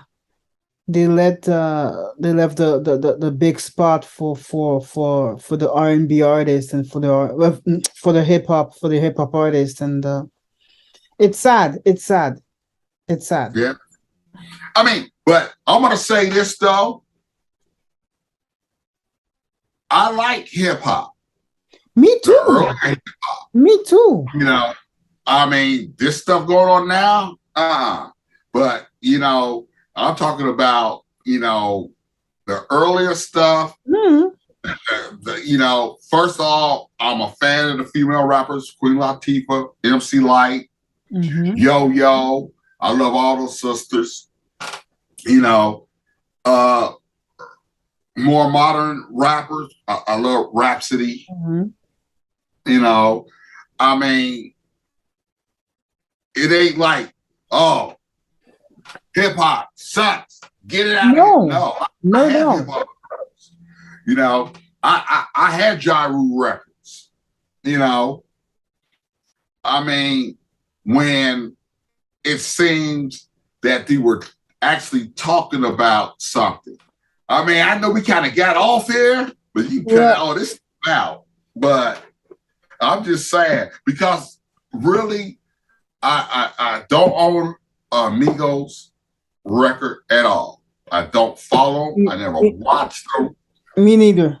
but I just can't stand to see another young black man dead for nothing.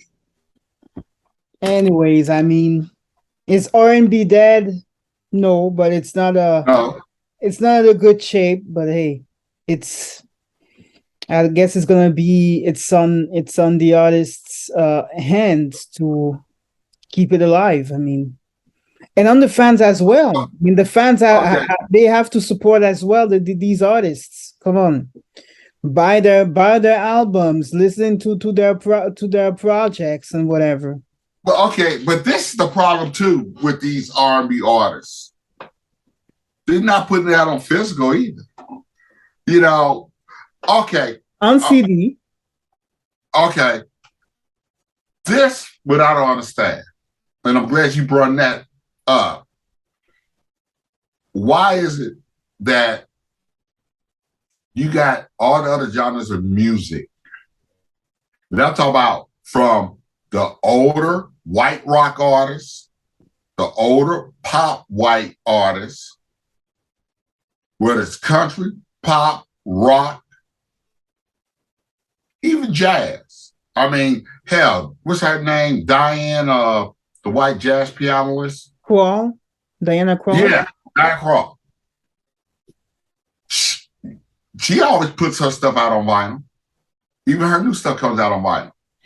My point and what I'm getting at is, why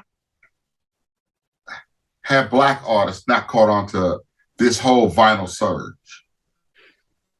It's the market, my brother. The market. The market. For the music industry, R&B, I'm talking about R&B. It's not profitable for the music industry to Uh, be released on vinyl. I'm gonna stop you right there. Not true. I'll tell you why. Because you don't have to go to the giants. It is boutique labels out there. Boutique labels. Perfect example. Perfect example. Right here.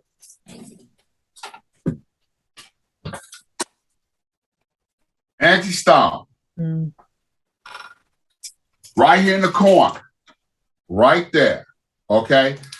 This boutique label is called Cleopatra. It's a boutique label. They only press 500 purple vinyls of this. That's the thing. It's pretty limited. Okay. This is the thing though. I have one out of the 500. Okay.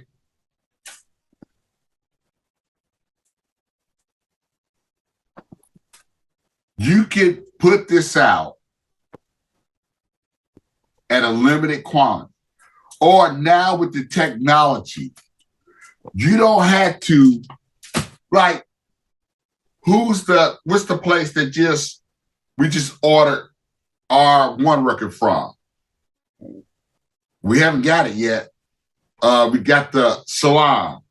That's I just got an email from them. what's it called? That's oh man, I forget. Yeah, but that's the artist that is releasing himself is tough. That's my point. But that's for artists that are not, with big labels. Artists with big labels cannot do that. They can't. What I'm talking about the old school artists that put out new stuff. I mean, she did it. But she's not affiliated. She's not with a big label anymore, Angie Stone, is she? Well, that's what I'm talking about. I'm talking about the artists we love that probably can still put out vinyl. That most of the artists that we talked about are not even with labels no more. That's all I'm saying. You know, to put out something new, it would not be hard to do to your fans. It's not that it's hard. It's the fact that are people gonna buy it? That's the thing. That's the thing. That's where promotions come in. Nobody wants to promote no more. I mean, even before you even had it stuff pressed, you could throw it out there to see what kind of reception you would get. I mean, with the internet, you could put out anything to see the reaction. Okay, let's just say, let me pick perfect example. TLC. You know, the last album, it was what you call that? Crowdfunding. I think it's called crowdfunding. Yeah, that's what I was talking about. The thing with the album Solange. That's kind of a crowdfunded as well a bit. Yeah. Well, see, there it was. So when he got the money to put out the album, he did. And actually, that TLC album, I got it. I like it. It's very nice. Very nice album. I mean, Left Eye definitely was missing, but it still was a good album.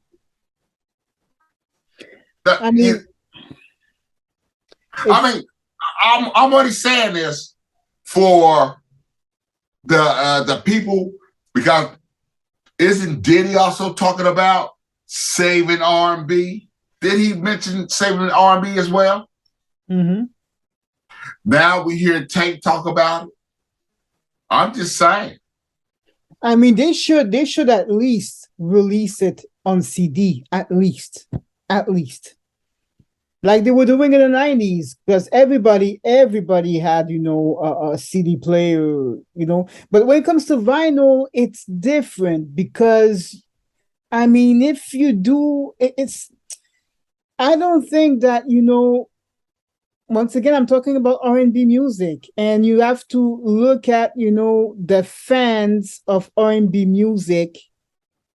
Are they as well fans of vinyl collecting? That's another thing. I mean, rock music, there's a bunch the amount of fans, it's ridiculous. And the amount of, vinyl collectors that love rock music, it's huge. It's not the same. Do you know how that got huge like that though? Record Store Day did that. And it all started, if I believe, with Metallica. I think wasn't Metallica a big part of that whole Record Store Day? We helped resurge in vinyl like that. Probably. I think I heard that. And now the big record store queen is Taylor Swift. Mm-hmm. See, that's how that grew. But there were artists that made it grow because they put the input and the talent into it. And I'm just simply saying, you hearing these guys talk about saving R&B, but how do you do that? See, apparently you had these artists save vinyl with their talent, their music, and put it on vinyl and pushed it. And it was all how they publicized it. Well, these artists are, major artists as well. They backed up by big labels as well. That helps. They're not indie artists. You know what I mean? All right. Okay, let's say this. I I guess because I hear these cats talking, and I kind of like to be in the room with them, because if he talking, I would ask the question. Like when I heard Tank say saving R&B, and I heard Diddy. But see, the problem with that wasn't nobody to ask them, how you plan on doing it? Mm. See, that's the thing. You can say stuff, but if nobody's going to question you about it, then you just go on about your day. You know, because I would have been like, okay, how you plan on doing that? If he had an idea and he told it, fine. If he was saying, well, I'm working on it, I said, well, I like I'm in class, I would have raised my hand. Can I give you some tips? Think about them. I would bring that up. You ever think about looking at a boutique label, you know, because they're out there, a lot of them. And you ever think about talking to the R&B artists that still want to sing and make music? You talk about R&B, have you reached out to Brandy? Have you reached out to Monica? Have you reached out to members of Drew Hill? Oh my God, I forgot about Drew Hill. Yeah, have you reached out to artists like that? So what y'all doing? You know, y'all think y'all want to, right? Have you reached out to Casey and JoJo? What y'all up to? What y'all doing? See, when I hear them talking about saving R&B, what you doing? See, me and you, we just fans. We nobodies. We just love it and want it. See, we already chose our job. Our job is consumers. Our job is being fans.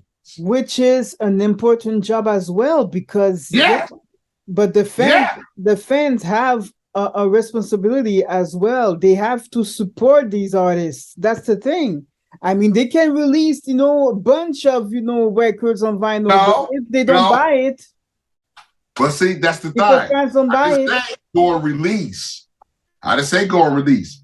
I said put it out there.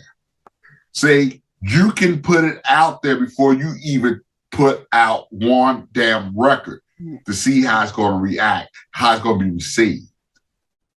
Once you put it out there, you get people interested. You know what you do set up there? You set up, okay, say you do an album. You put it out there. Say you get 1,000 people respond, then you set it up. Once you get it set up and people put in prepaid orders, you get 1,000, 2,000, you press that and send it on out. Then it grows. Then everybody's talking about this. Then everybody can't wait for the next album. You press it, send it out. That's baby steps to saving R&B. It don't have to be record. It can be CD. Yeah. CD is cheaper to produce, to make, put it out there. It could be CD, as long as it's physical. Yeah. I mean, because I'm gonna tell you, putting albums on a computer, that's not gonna save R&B, because most of the people that really truly love R&B ain't listening to their music on computers.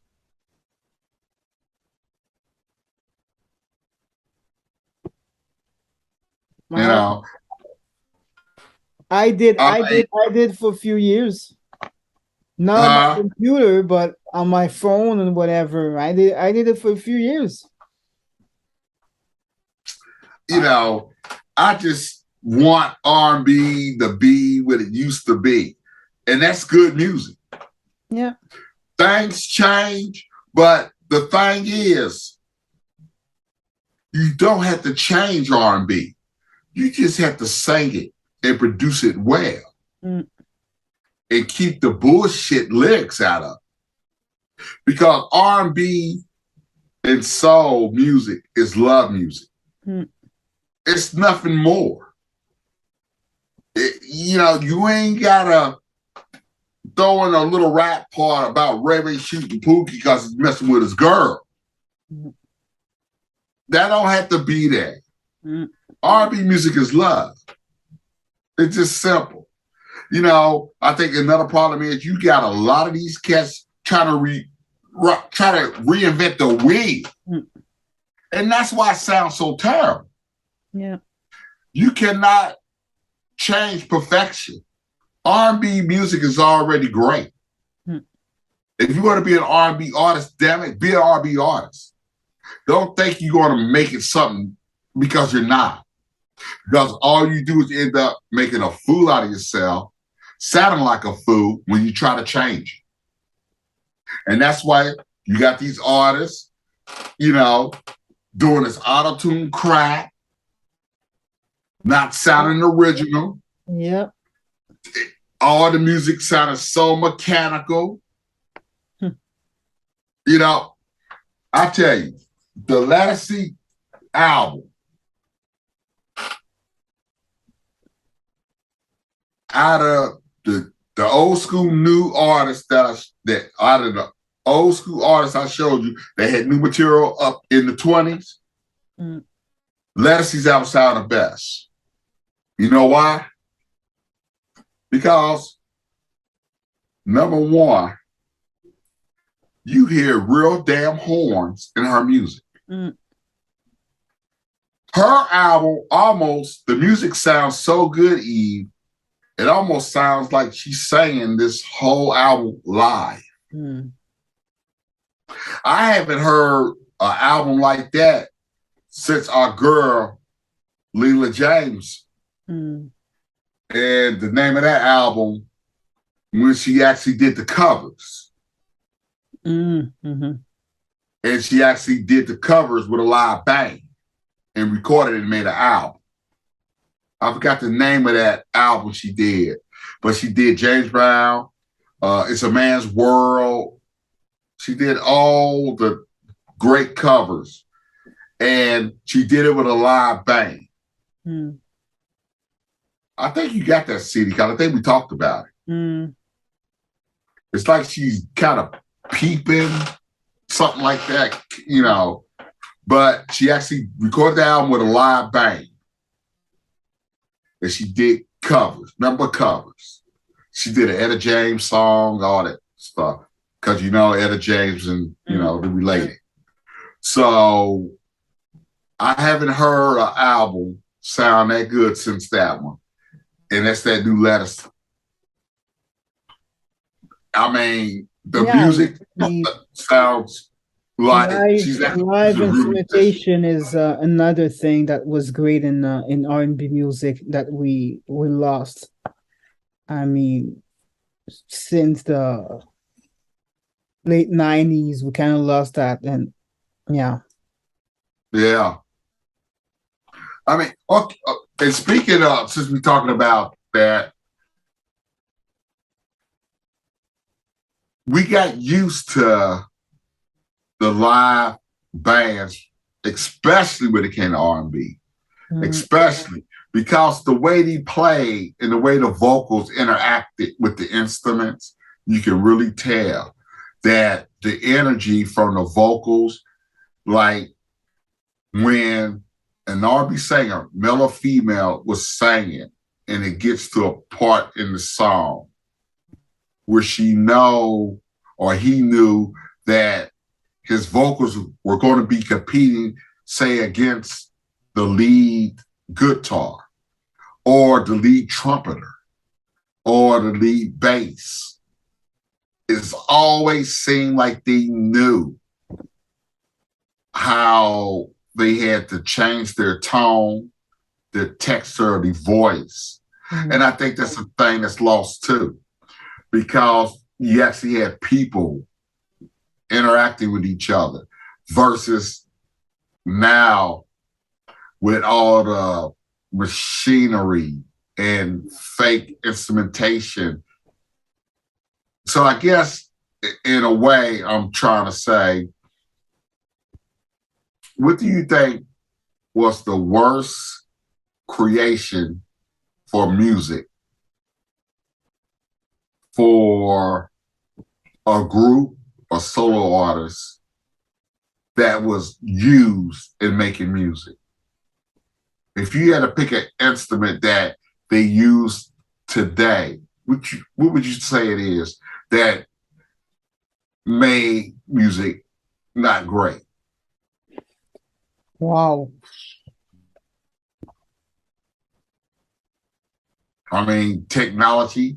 What? What? I mean, what you think that really kind of started the downfall where people didn't have to really depend on having pure vocal talent?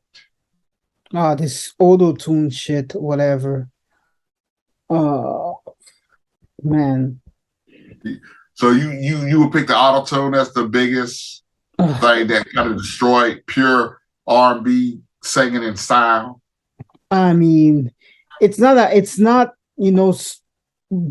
super big in R&B, but it's still, it's still there. But it's not, I mean, come on, because R&B, I mean, the element of vocals on R&B it's come on, it's a major element. I mean, and that auto-tune stuff, it's just disgusting in my opinion. But hey, I don't know. It's you know what I would, you know what I pick? What I think the biggest thing that hurt R&B music, if I had to pick something, I would say the synthesizer.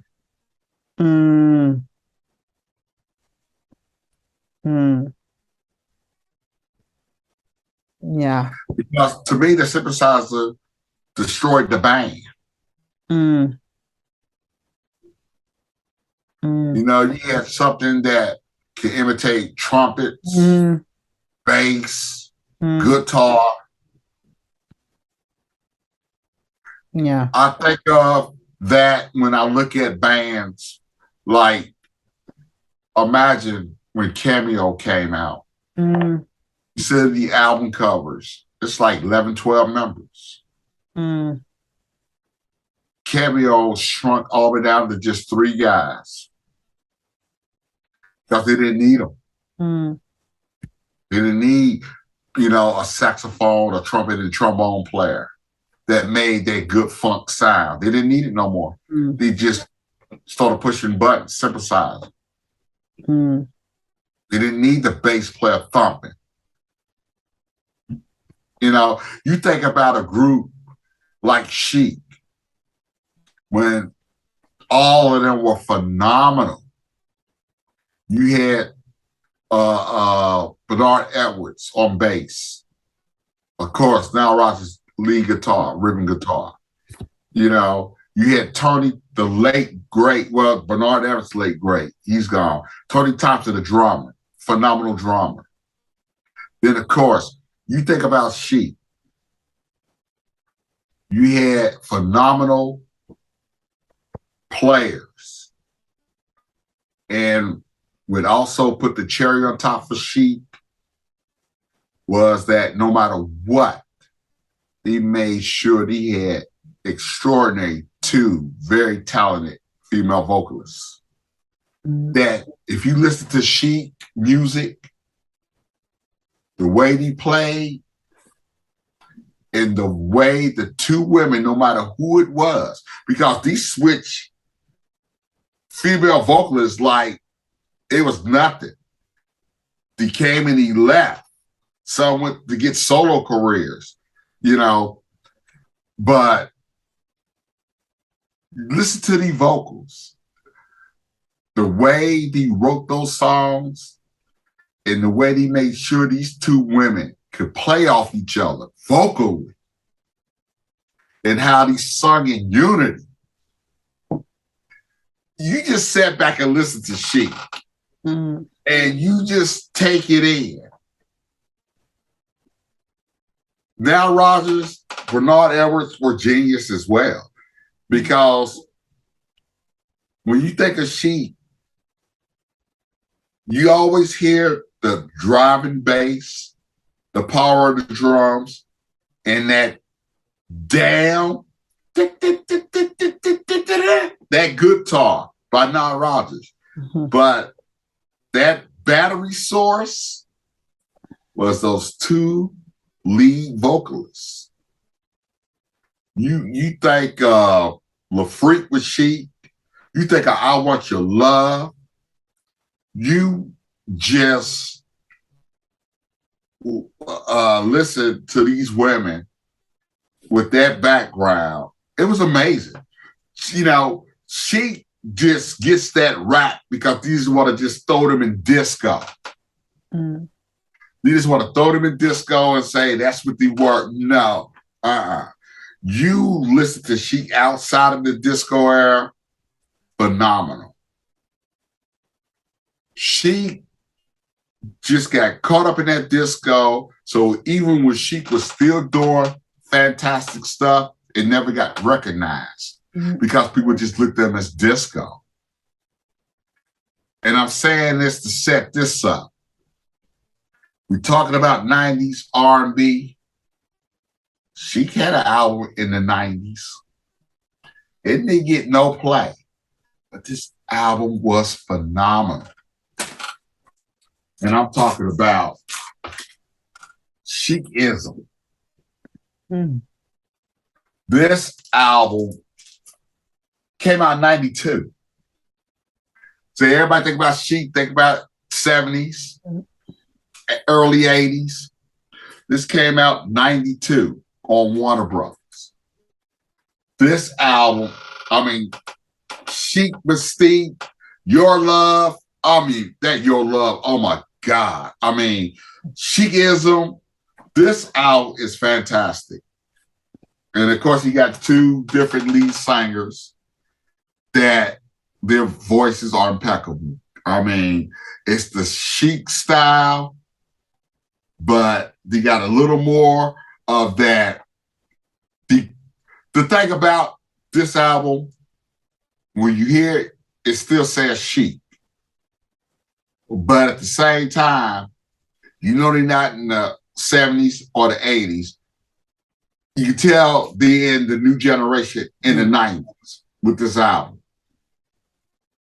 You know, but this is a German pressing. I never even seen a U.S. pressing of this. You know, and matter of fact, I bought this out of the country. Because when I saw it, I said, oh, I got to have it. I got to have this. Because I knew about it. I got the CD. And I think the CD is not even printed here. I think the CDs are Japanese pressing, the CD. But this is German pressing. And this is fantastic by Chic. So I'm just saying that it's just so much to be said. And I can't believe we didn't even, I should say I didn't even mention the lovely Stephanie Mills. Oh yeah, I had it there. Where is it? Yeah, I have this one here. Oh yeah. Stephanie Mills. Yeah. She was running the 80s. Yeah. She was also running. And here's another artist too. This is her 2000 album that I think her vocals are, and she is a great R&B singer. 2000. Maya. Yeah, Maya. Yes. I mean, she got that Case of the X on here. Yeah, this is a great album. Take Me Over. I mean, this is a great album. Great album. Yeah, great album. Very, very talented, beautiful lady as well. And of course, I gotta mention her. I already mentioned her, but I gotta go a little old school with her. Angie Stone.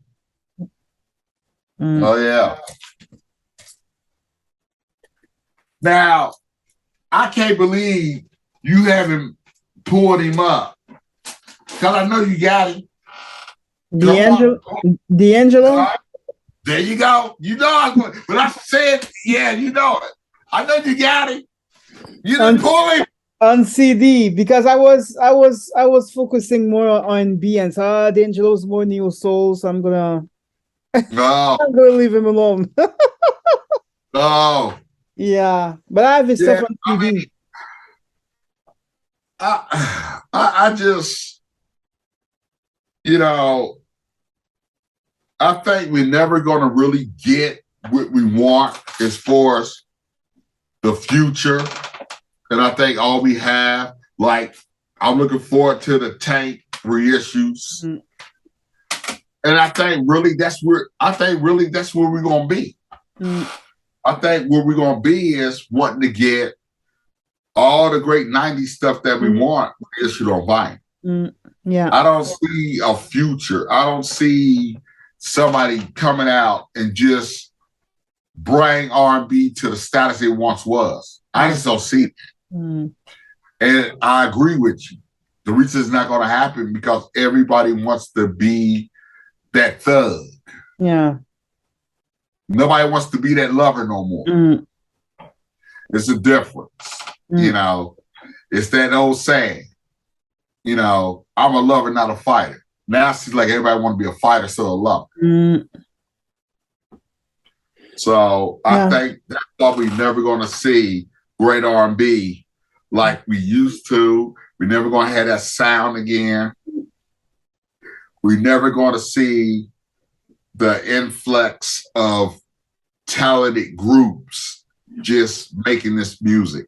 Like the group I mentioned, Profile and Rome, and I mean, it's just, I mean, I could just walk right over here and just grab probably a bunch of R&B artists that you never even heard or thought about, because unless, I mean, I will admit I'm in the advantage because I was DJ.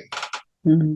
So one thing about DJs and those who know about DJing, you're always trying to find a hot stuff to make your set different.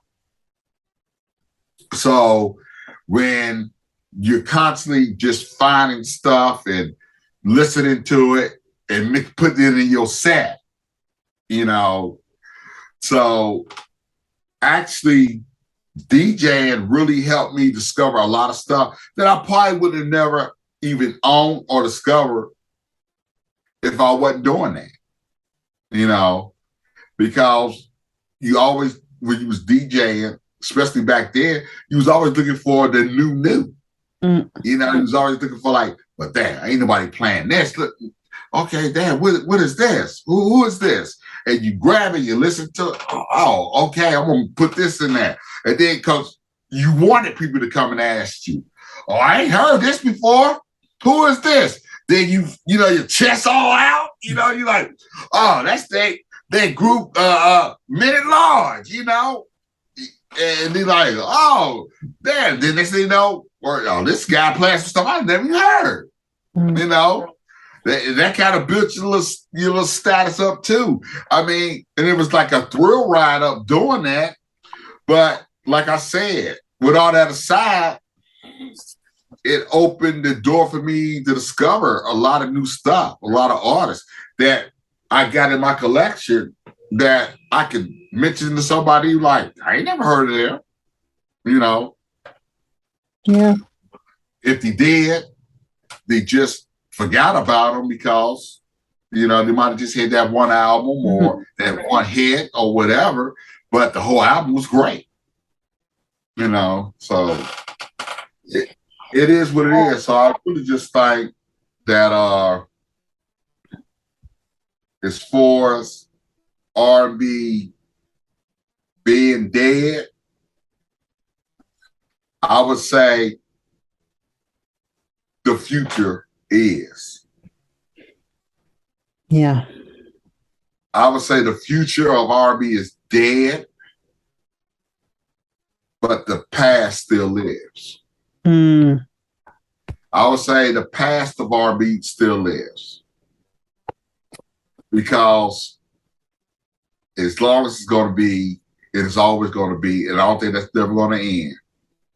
Old school parties, sampling. I would honestly say old school parties and sampling is the only thing keeping R&B alive. Real R&B. Because you see how a lot of this stuff raked through 60s and 70s R&B sampling. Now they're sampling from the 80s and 90s. Not as much, because he's still raping on the 80s. But they're running out. So they're going to come into the 80s, and they're going to start a sample in the 90s. You know, and by them doing that, it's going to resurge that stuff, and maybe we'll get reissues of the original albums. You know, start seeing some of this sampling, or maybe Jodeci and stuff like that, Jill Scott or whatever. But I think that's the only thing that's going to keep it R&B alive. R&B is only going to stay alive because of hip hop. That's sad. Yeah. You know, or if some R&B artists, some hip hop artists decide to say, I want to try something new, and started getting a bunch of classic R&B singers singing hooks for them. You know, and that takes me back to, I don't know if Missy Elliott seen the future and was trying to warn R&B artists. I think we talked about this. Remember Lady Marmalade? Remember what she said when that song was going off in on the record? When she wanted to get in to say something, remember she said, I want to say something. Who you think I am? Patti LaBelle got me singing hooks. I never understood what she meant by that. To me, it was like, by her saying, who do you think I am?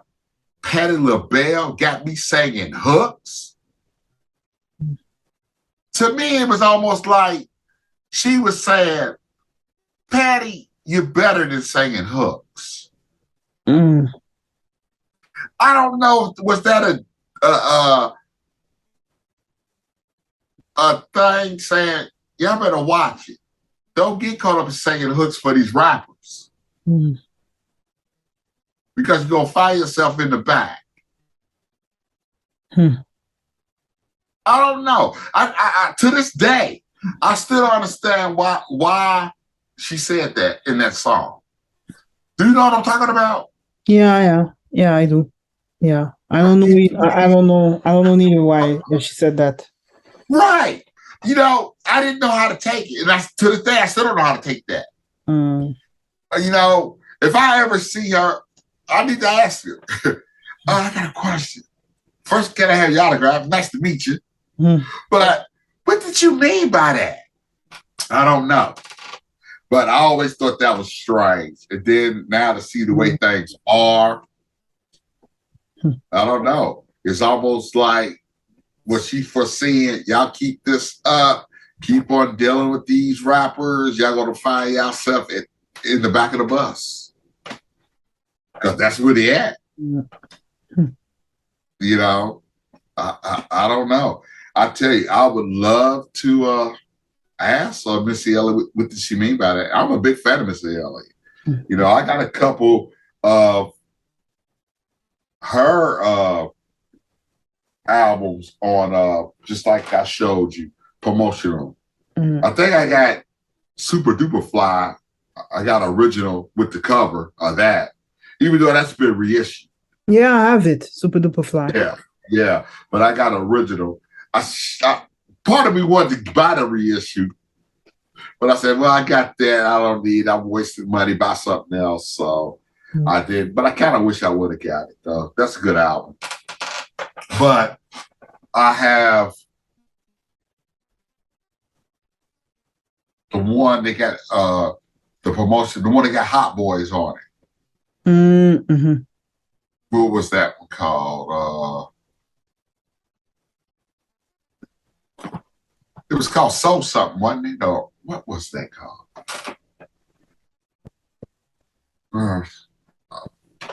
What was that? I forgot what it was, but Hot Boys is on it. Because I remember looking at that, and I almost pulled it, but I was like, I think she's more hip hop than 90s R&B, so I left it. Yeah, but I love Missy Elliott. I'm a fan. You know. Well, I mean, so is R&B dead?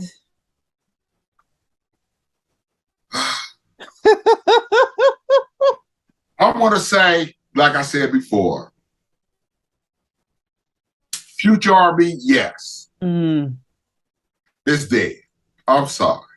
It's dead because the reason I say it's dead, because one or two artists that might come out with a good album ain't going to cut it. Not after the 80s and the 90s and the stuff we were showing. Yeah. Because that was all happening at one time. Yeah. So to have a breakout R&B artist like the one I showed, it ain't going to help it. Yeah. Because that's just her first album.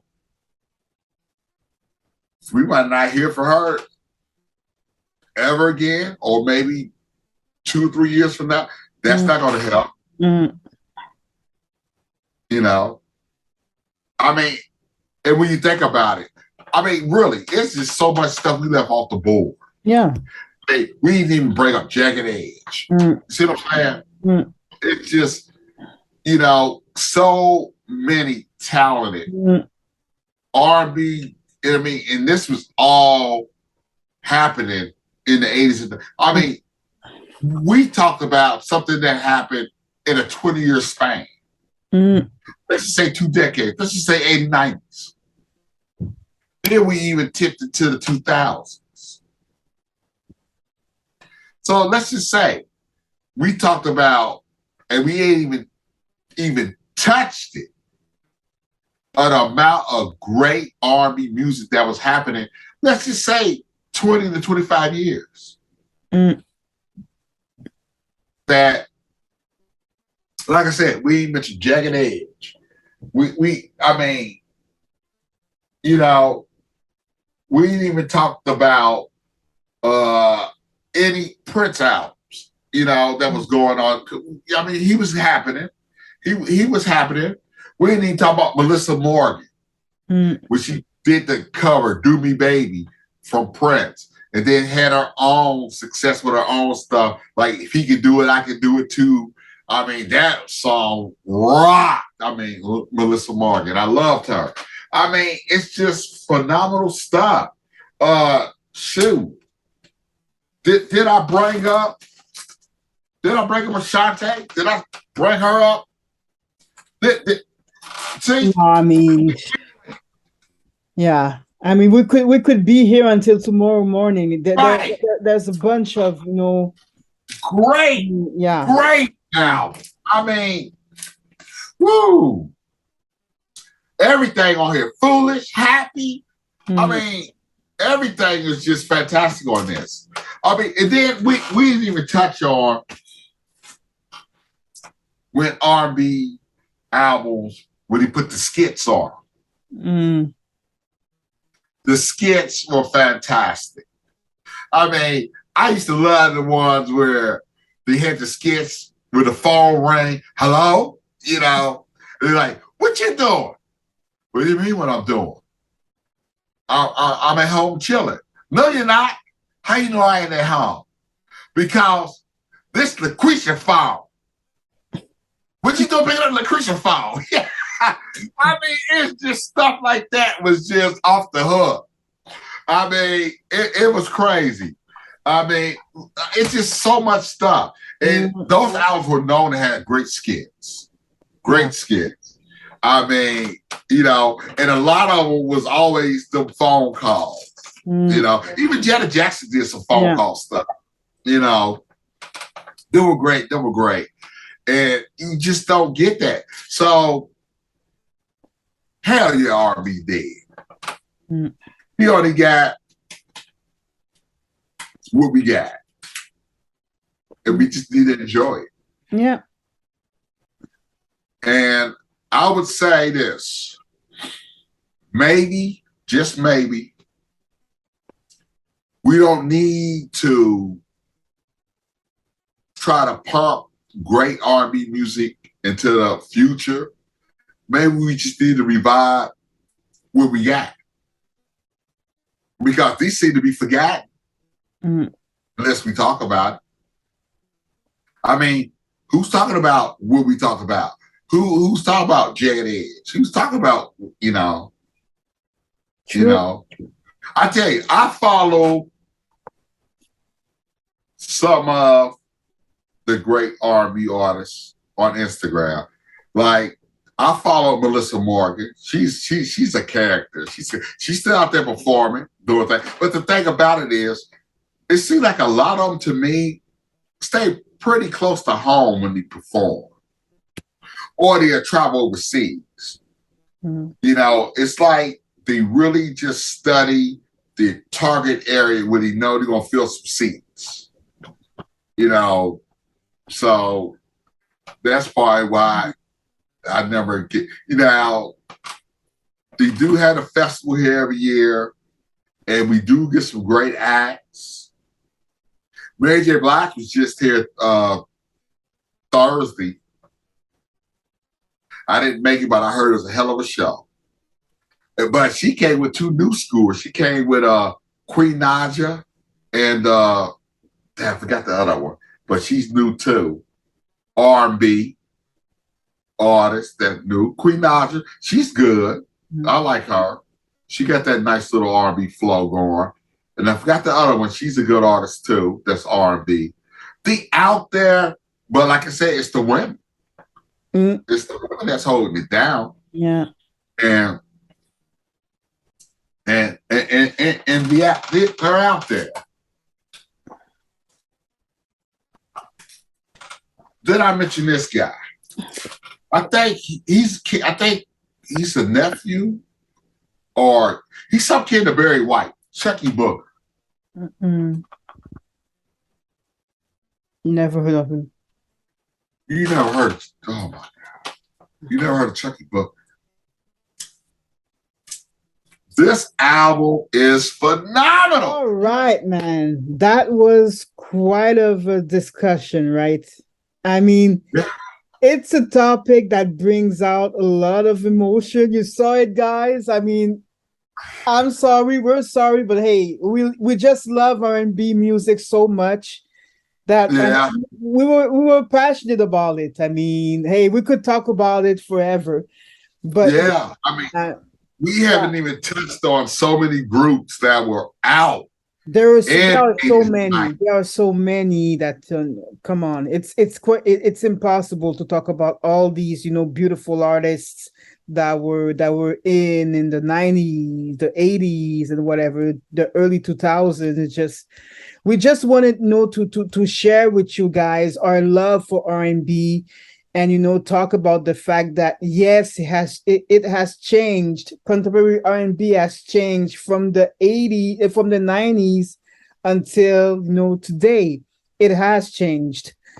It's, to me, it was better before. It was way better before. I mean, the golden era for me was 90s R&B.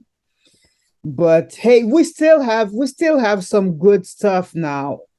Mainly from already established artists that are still releasing some great albums. I mean, we mentioned a few. I mean, LadySoul, Toni Braxton, we forgot to mention Jasmine Sullivan as well. I mean, Jasmine has Oh, been doing her oh thing my God. since the Sorry, early Jack. 2000s. Sorry, honey. Sorry, honey. I But mean, we just try to get yeah, emotional. Yes. there are so much, Yes. so many artists, Shout man. out to that Grammy Award win. Yeah, Yeah. yeah. I mean, hey guys, that was our no little input on R&B music, the state of R&B music. I hope you enjoyed it. Yeah, it's not dead. It won't be dead because it has some amazing, amazing stuff that has been made. Hey, And as I found out too, as well, I know it's not going to be dead because off camera, I was showing Eve some albums that are my favorites and she never even heard of. exactly, man. Exactly. Exactly. So it's still new, Yeah. even though it's old. Yeah. So But I guess it's the fact that I'm way younger than Funk as well. That's why. So with that said, guess what? I might have more fun with the old R&B because I'm introducing you to it. Exactly. That's the beauty of it, and that's what people should do more. I mean, love R&B, introducing some old and new stuff to people. That's how you keep it alive. That's how you keep the genre alive. Yeah, totally. And I just want to say too that it is some good R&B today still out there. Like we said earlier, for me, the ladies are still holding it down. That's what I believe as well. I believe. I showed a couple new R&B ladies that are still holding it down. I didn't mention her earlier, but Lady Niger, Queen Niger, great talented R&B artist, and I have a lot of new stuff that I didn't show. It was just so much. But we kind of sticking with the 90s more. Exactly. But maybe we'll come back and I'll show some more of the upper 20s. Female artists, because I'll be honest, the majority of them are female. That I just that just putting out beautiful music. So there's not enough male artists in these new modern R&B. There's not enough. Not enough, unfortunately. The females are definitely holding I would say this, the females are definitely holding down R&B, great singing. Gotta put that in there. Just to say R&B is one thing, but the great singing, great vocalists, great lyrics, they're just doing it. And I got, what they say, what y'all young people say, I got the receipts. I got the receipts to prove it because I bought the album. I bought the albums and I'm going to show them eventually. And the albums are the receipts. Just like you show Ari Lennox. Great. That's Shea Belter. And her other album, was it Photo? That's an EP, I believe, right? She released an EP. Because it's like an EP and then the other I don't have that. Something like that. I got it somewhere. I still have to pull that Shea Butter, but I'm glad you pull it because it's just so really it is a kind of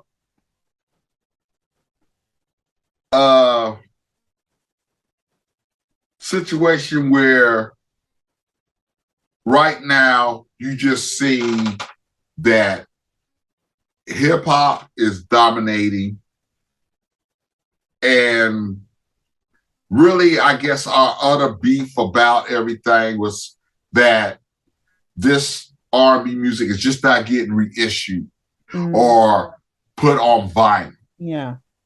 Because we all part of the vinyl community where we show records. Because, anybody stumbles across this video, younger people, yes, we are showing vinyl records because we're part of that vinyl community. And really, if I really want to get to the meat of so much of that 90s R&B, I'll be showing CDs. Yeah. And I guess that's kind of a little bit of the frustration too, is that so much of that great stuff never made it to vinyl. Yeah. You know, unless you was lucky to stumble across promotional copy stuff, which I showed earlier, and he just came in plain white sleeves or whatever, not the beautiful covers and stuff like that. So that kind of sucks too, you know. But hey, maybe we're gonna see some improvements when it comes to that, when it comes to vinyl releases and whatnot. Let's hope so. Hey, I mean, yeah. So have you heard of the female artist Monifa? Sounds familiar. The name rings a bell. Well, this is a bigger picture of her. Okay, this is another promotional copy. This is called Mahogany by Monifa. Okay, Monifa. Not sure. Okay, I'm gonna show you a picture of her that I got. Actually, she already did like 3 albums. Right here. This is another album called Moods and Moments. Okay, but this is how she looked. Okay. I used that. This is the 12-inch of a song called You that's on this album. Okay. So I wanted a picture of her, so I just stuck the 12-inch in there, that nice picture of her. But this album here is called Moods and Moments, and this was produced by a rap artist. And this is the R&B, great R&B album, Monifa. Anybody know Monifa? You know she can blow. But the rapper that produced this album was Heavy D, the late great Heavy D. Fantastic album. And this is Moods and Moments, and the other one was called Mahogany. But Moods and Moments, the cover would have looked like this if it was on LP. Okay. I don't understand the bathtub shot, but it is what it is. She's in the bathtub there. And Mahogany, the cover would look like that. Okay. And her third is called Home. And it only came out on CD. I tried to look for it, that it might have came out on promotional, but I couldn't find it. But that's that. And great R&B singer, Monifa. Great R&B singer, Monifa. All right, guys. So, hey, that was our little input on the state of R&B. I hope you enjoyed it, guys. Hey, leave us some comments. Let us know what y'all think about R&B, and is it dead now? What you think about R&B? Feel free to criticize me if you think I went too far. Yeah. You can leave your comments, guys. I got thick skin. I can take it. Yeah, we will read them, and feel free to leave your comments, guys. So I guess that's it. Mikey, we love you, baby. Wish you was here. Mikey, next time I'm gonna be. Be here. We want some input, Mikey. So take care, get everything straight, and join us. Get back with us, because we family here. Exactly. I feel like my left arm was missing. Yeah, he's my right, he's my left, and my head is just in the middle here. And yeah, we miss you. We love you. Yeah. All right, guys, take care, and I will see you next time for episode 9 of Let's Talk Records. Take care, guys. Peace. See you next time. Bye.